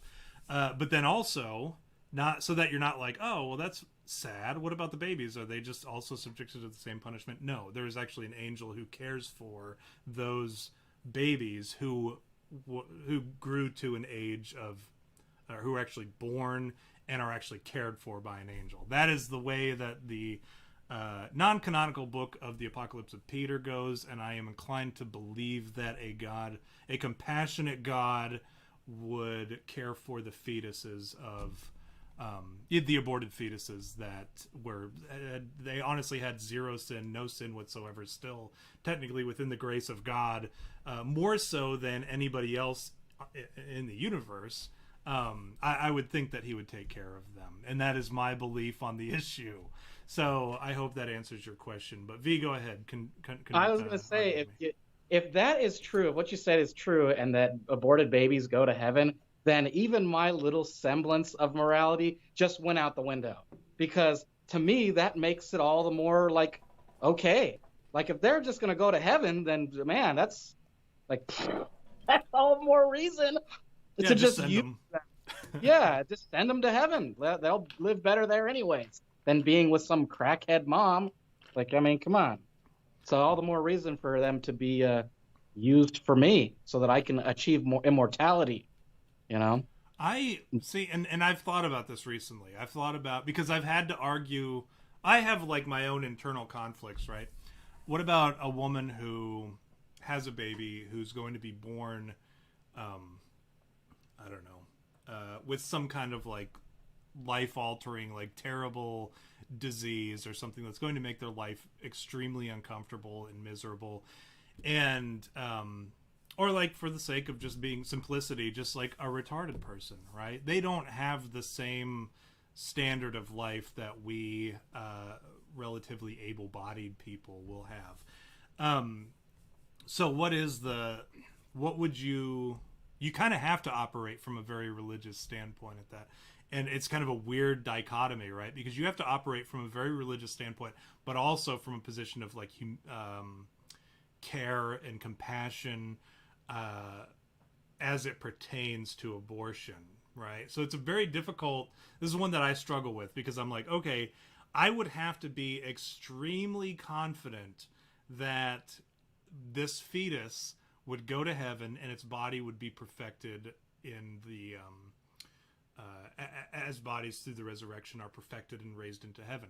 I would have to be very confident in that in order for me to accept the humanitarianism or of aborting that baby. So if somebody is aborting a baby because they are in, like, their belief in the resurrection and the perfection of the body, and as it rises to heaven upon Judgment Day, if somebody believes that so strongly that they realize that their child who is going to be born completely unable to appreciate life, if they did it for that reason, would I have the same feelings I have about somebody who aborted their child because it was an inconvenience and they just wanted to abort the baby? Would I have that same opinion? Can we acknowledge Thundercock Jackson in the chat? He said, a lady at my church was told she would have an autistic child, but he was born normally and functioning. Okay, so that's a tough one. I was going to say, and this is what I get into. You know, I say the morality. You become wishy-washy because there's always gray areas. And so, and even for me, like, I've been with a few women that have had abortions, and I didn't get a say in it. And the first girl I was with that had an abortion, it devastated me because I was like, I had no say. It was completely up to her, and that was her decision. And so I went with her to have it done, and it was awful. It was an awful moment in my life because I realized I could have had a child, right? To this day, it's something that I kind of think about and go, was there anything I could have said to her that would have changed her mind? But it wasn't up to me, right? That's not a choice that men get to make, apparently. But it is a moral ambiguous gray area because, like you said, there's that moment when maybe it was a rape. Maybe the dad raped the girl, and now the girl is pregnant with the dad's child. Is that right to have that baby? Like, it's going to come out with like genetic defects or whatever. It's going to live a life knowing that its grandpa is actually its dad too. And it's going to go through life and school and all these things, living that life. And so you go, well, maybe, and some people go, oh, maybe we should have aborted that child and not subject them to that life.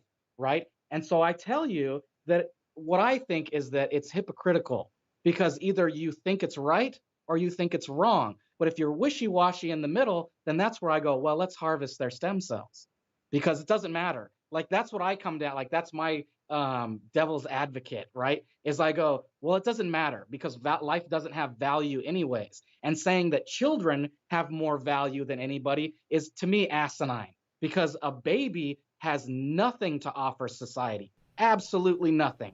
If you told me to choose a baby's life or like Elon Musk, I would pick Elon Musk just because he's actively trying to better society.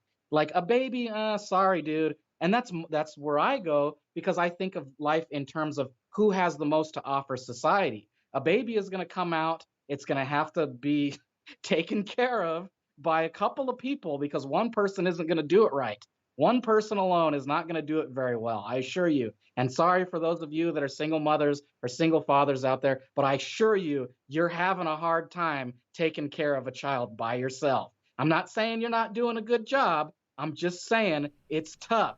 And that child's going to grow up and going to have like some fucked up shit. You're going to have 50%. It's 50% nature, 50% nurture. And once you only have one parent, it becomes 25% nature, 25% nurture. So you're going to miss out on 50% of something, or both.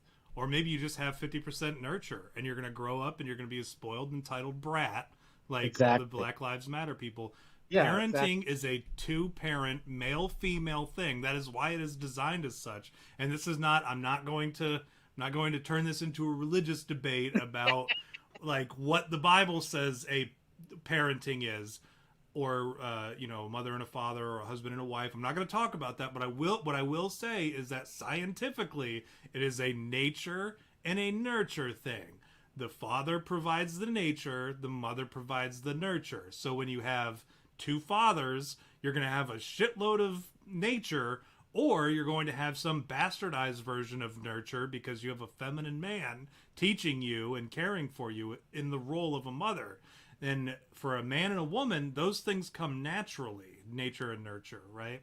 And that is why you need to have, in a single parent situation, if you have just a father, you're just going to have a whole lot of nature.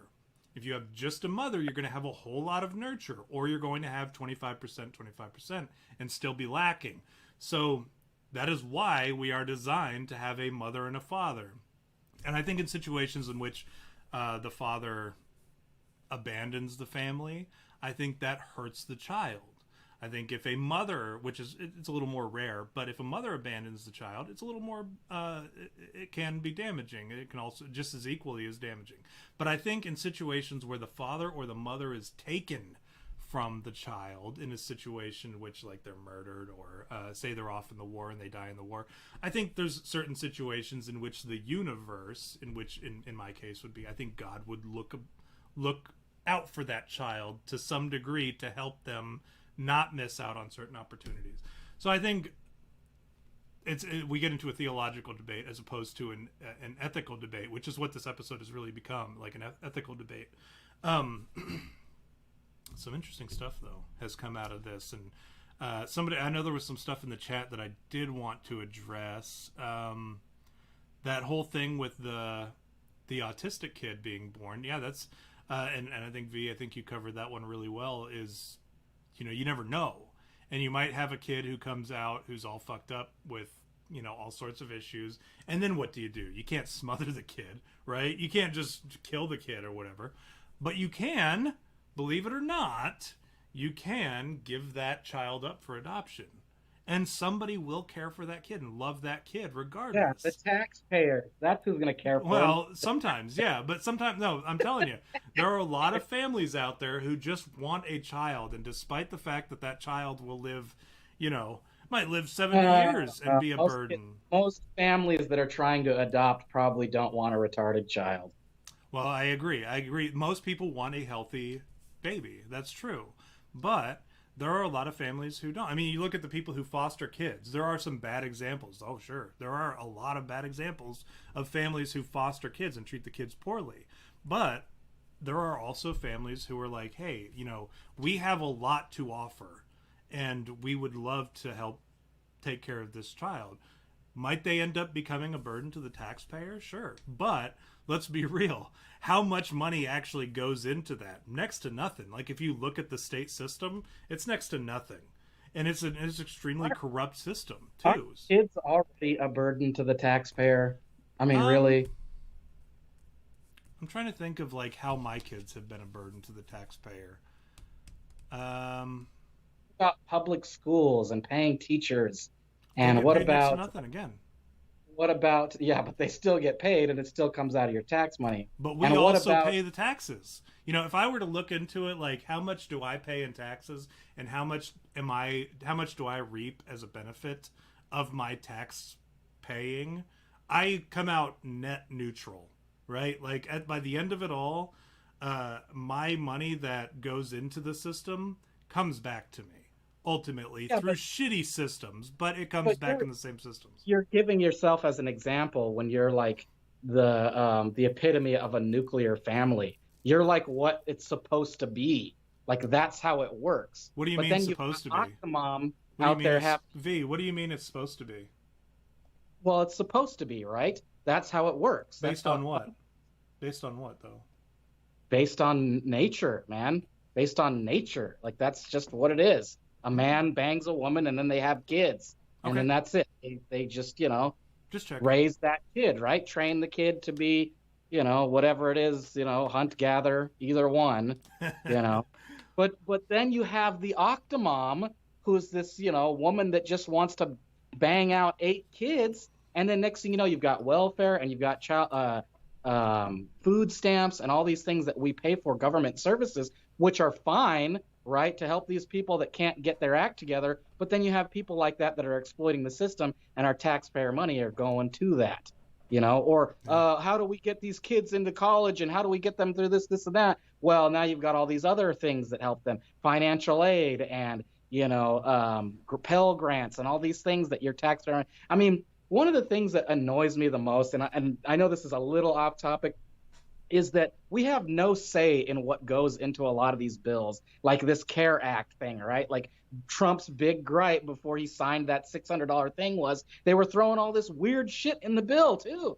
like also this and also that, and we get no say in that. We get no say. We can't look at that bill and go, no, dude, this is like not gonna happen. I don't want you to go give money for gender research studies in goddamn Afghanistan or whatever. That's not something that I got to decide. It was decided by these fucking bureaucrats that, gain somehow. They gain somehow from it because it wouldn't even matter if there weren't people benefiting from it.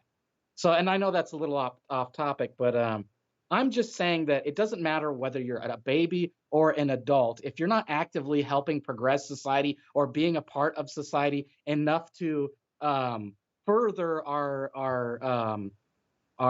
civilization, I guess, as a whole, then you're just a waste of oxygen, and you don't deserve to live because you're problematic for the people that are trying to actively do that.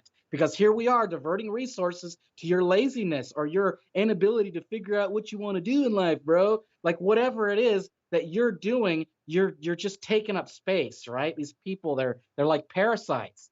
I say these people, but I'm not talking. You mean black people? Any specific race. Let me I'm not ask you talking this. about any specific race here. I'm saying if you are an individual that is not doing something with you, and this is my quote, right? This is my quote for the day. And I guess we're running out of time here. Is get out and fucking do something with your life.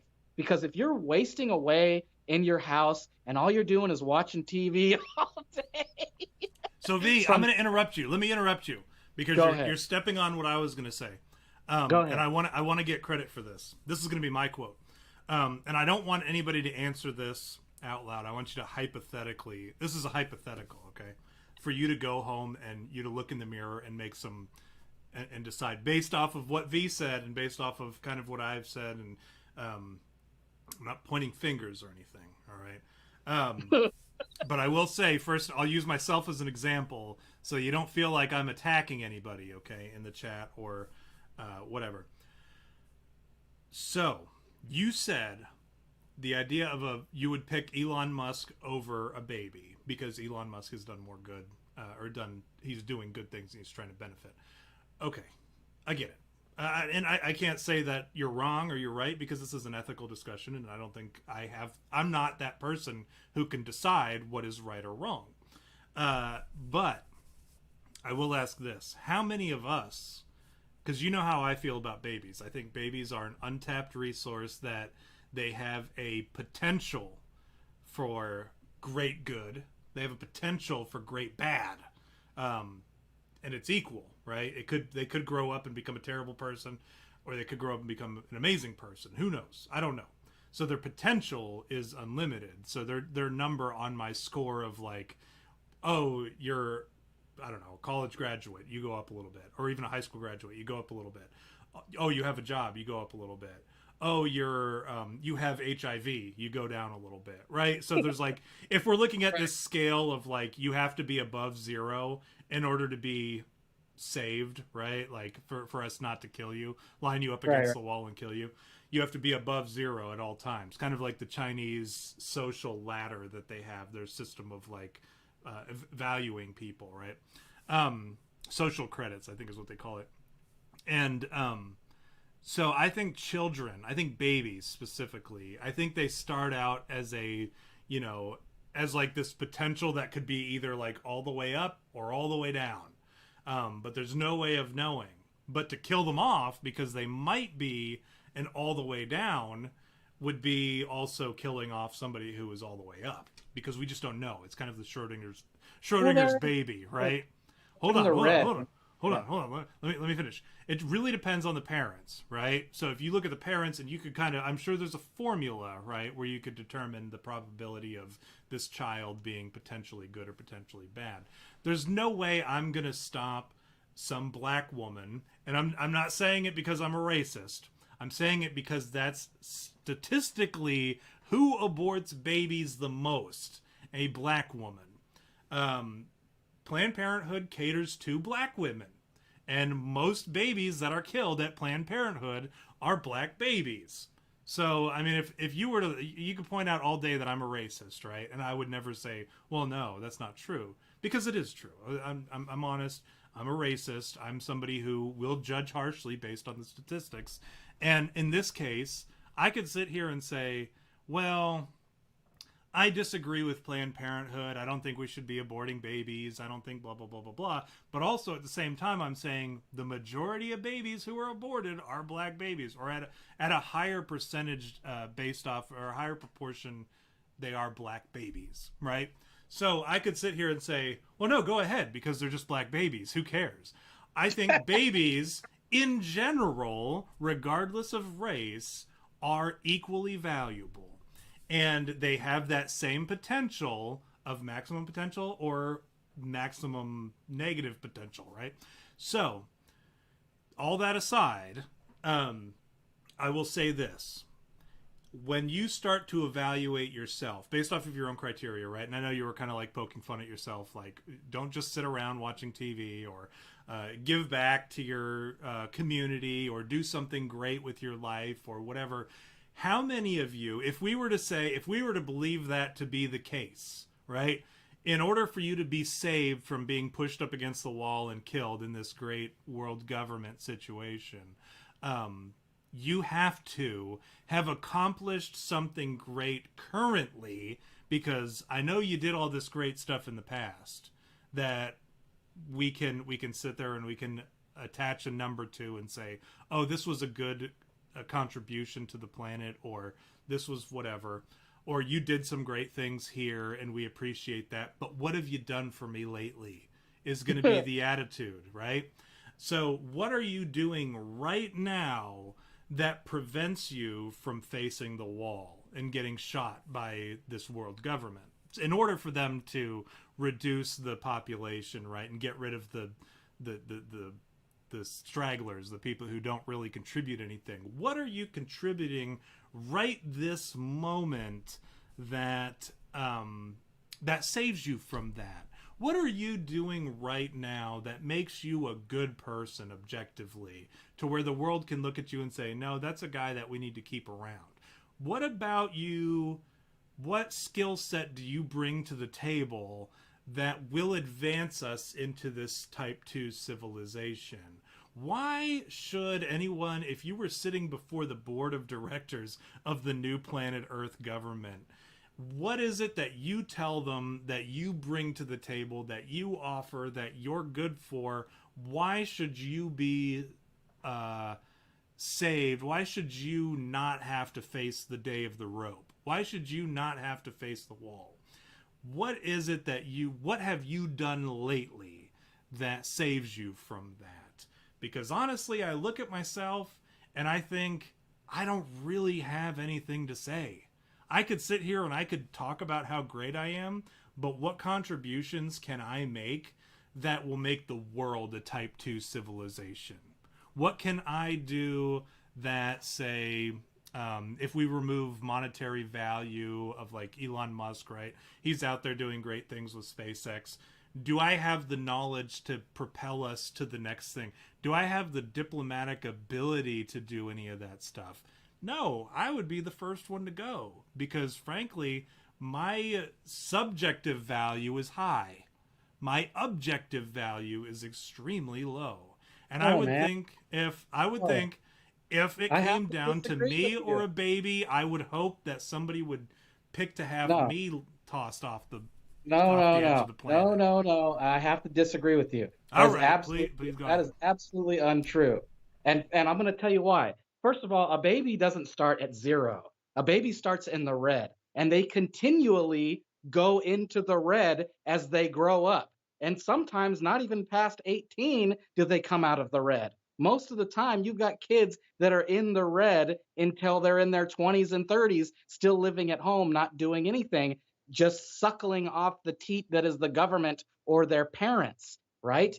That's in the red. And so to get into the black, right, which would be contributing society, they have to do other things like get a job and start contributing and paying their own rent, or doing all these things that keep them from being a burden on other people or society as a whole. You have achieved that. In fact, you've done many things in your life that prove, not to name a few, firefighting, protecting people from burning buildings, going to war, being in the army, serving your country, that is government service, dude. Like some countries require that. Germany requires you to join government service for 2 years after you get out of high school. Like that's just a requirement. Like whether it's some bureaucratic working at the DMV or joining the military, you have to do it. Now our country's a little lax on that because we're all free flow, whatever, just do whatever you want with your life, which is fine if you're actively pursuing a goal. But we've made life so comfortable for people that they're lazy and they want to look at their phones all day and not do anything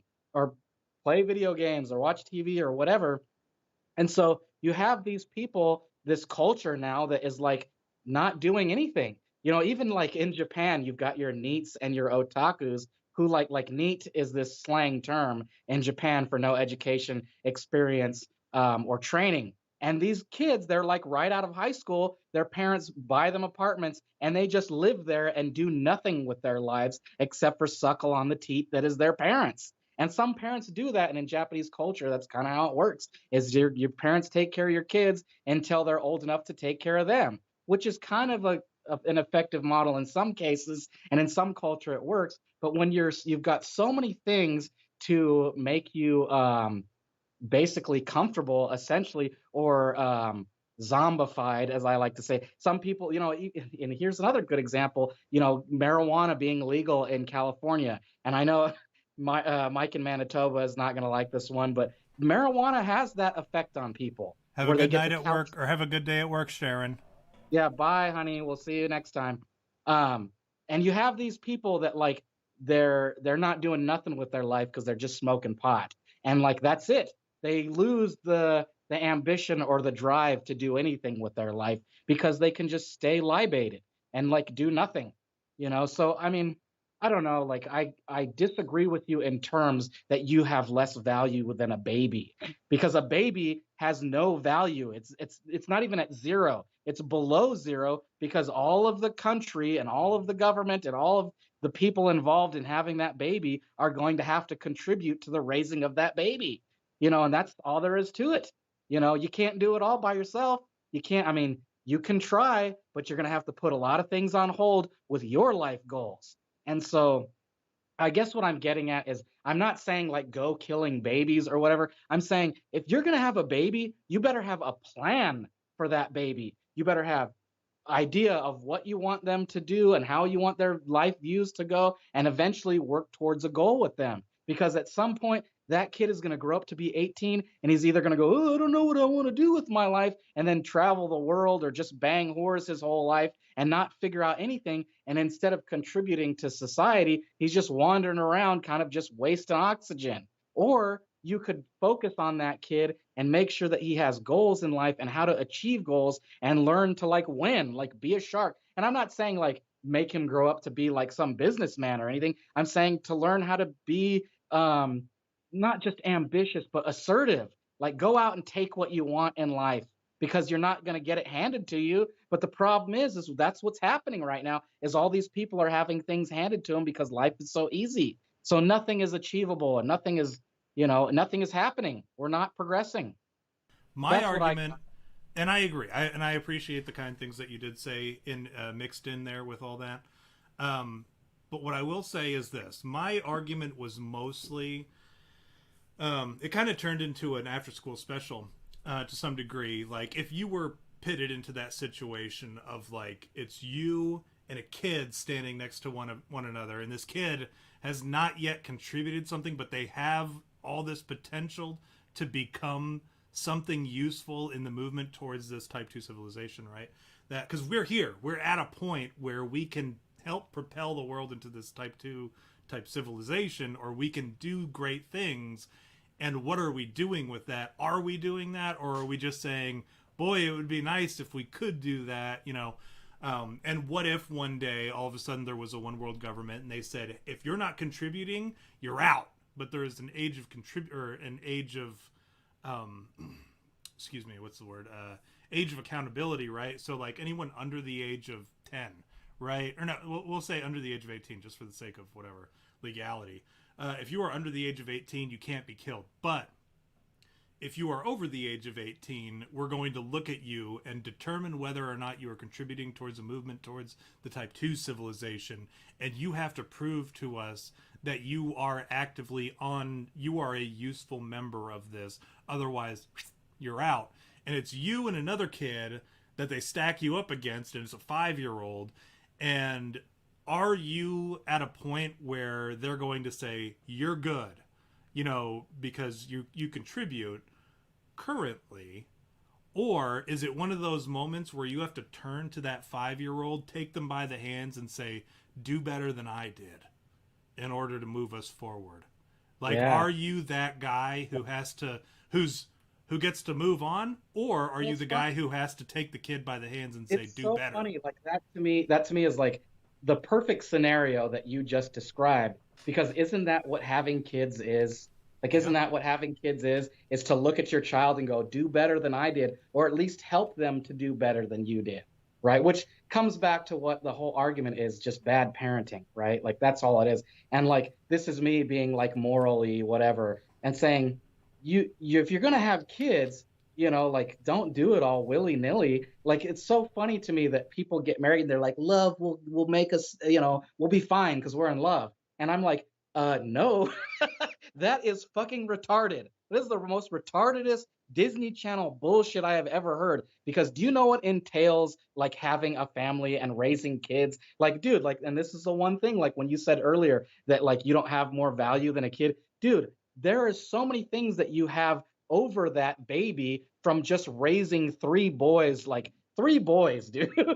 like that's not an easy thing. And dude, I've seen your kids and they're like, it blew my mind when I met your kids because they were so well behaved. And I've been around families that have a bunch of boys and it's not always like that, like at all. But you have like instilled values in them. And I think that's admirable, to be honest. And that is what furthers society. Is when you go to this court or whatever, and they go, what have you contributed to society? And you go, I've borne sons, and they have this to offer society. I'm teaching Xander how to shoot, how to hunt, and I'm teaching Dayton how to write and be a writer so that he can write these things. And then, what's the youngest? Sterling, obviously, he's an excitable person. He's, he's got something. I mean, he's young, so he's it's hard to say what he brings to the table.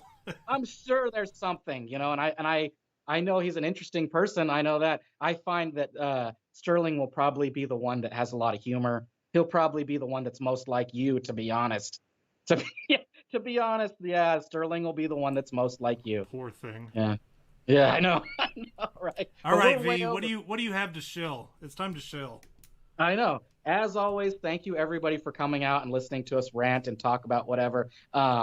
Don't forget to follow us on Twitter and send us messages and like and subscribe, everything. I have LinkedIn if you're interested in doing some artwork for us. Shoot me an email. We can talk some turkey. We have a Redbubble. Don't forget to go out there and check out some of our merch. We've got some really cool shirts on there. As always, I'm still doing the contest for the shower curtain. So if you see that 700 subscriber, make sure you take a screenshot and send it to my DM on Twitter, and I'll shoot you a shower curtain of your choice. Although I think somebody actually mentioned they wanted the dick thief one, which I can't imagine why you'd want a shower curtain with a bunch of dicks on it. But to each his own. So that's my favorite picture, though. Yeah, and so I think that's it. Don't forget to catch us next week live on YouTube, 6 p.m. Pacific time. What do you got, Tom? Did I miss anything? No, I think you got it all covered. Appreciate you guys coming out. Like V said about the LinkedIn stuff with the art. If anybody knows anybody who's an artist who's actually good at art, I would appreciate that because I'm a mediocre artist and V has me doing all the art right now. So the sooner you guys can find somebody to take my place, the better. But other than that, I will see you guys next week. I'm Joe Biden, and I approve this message.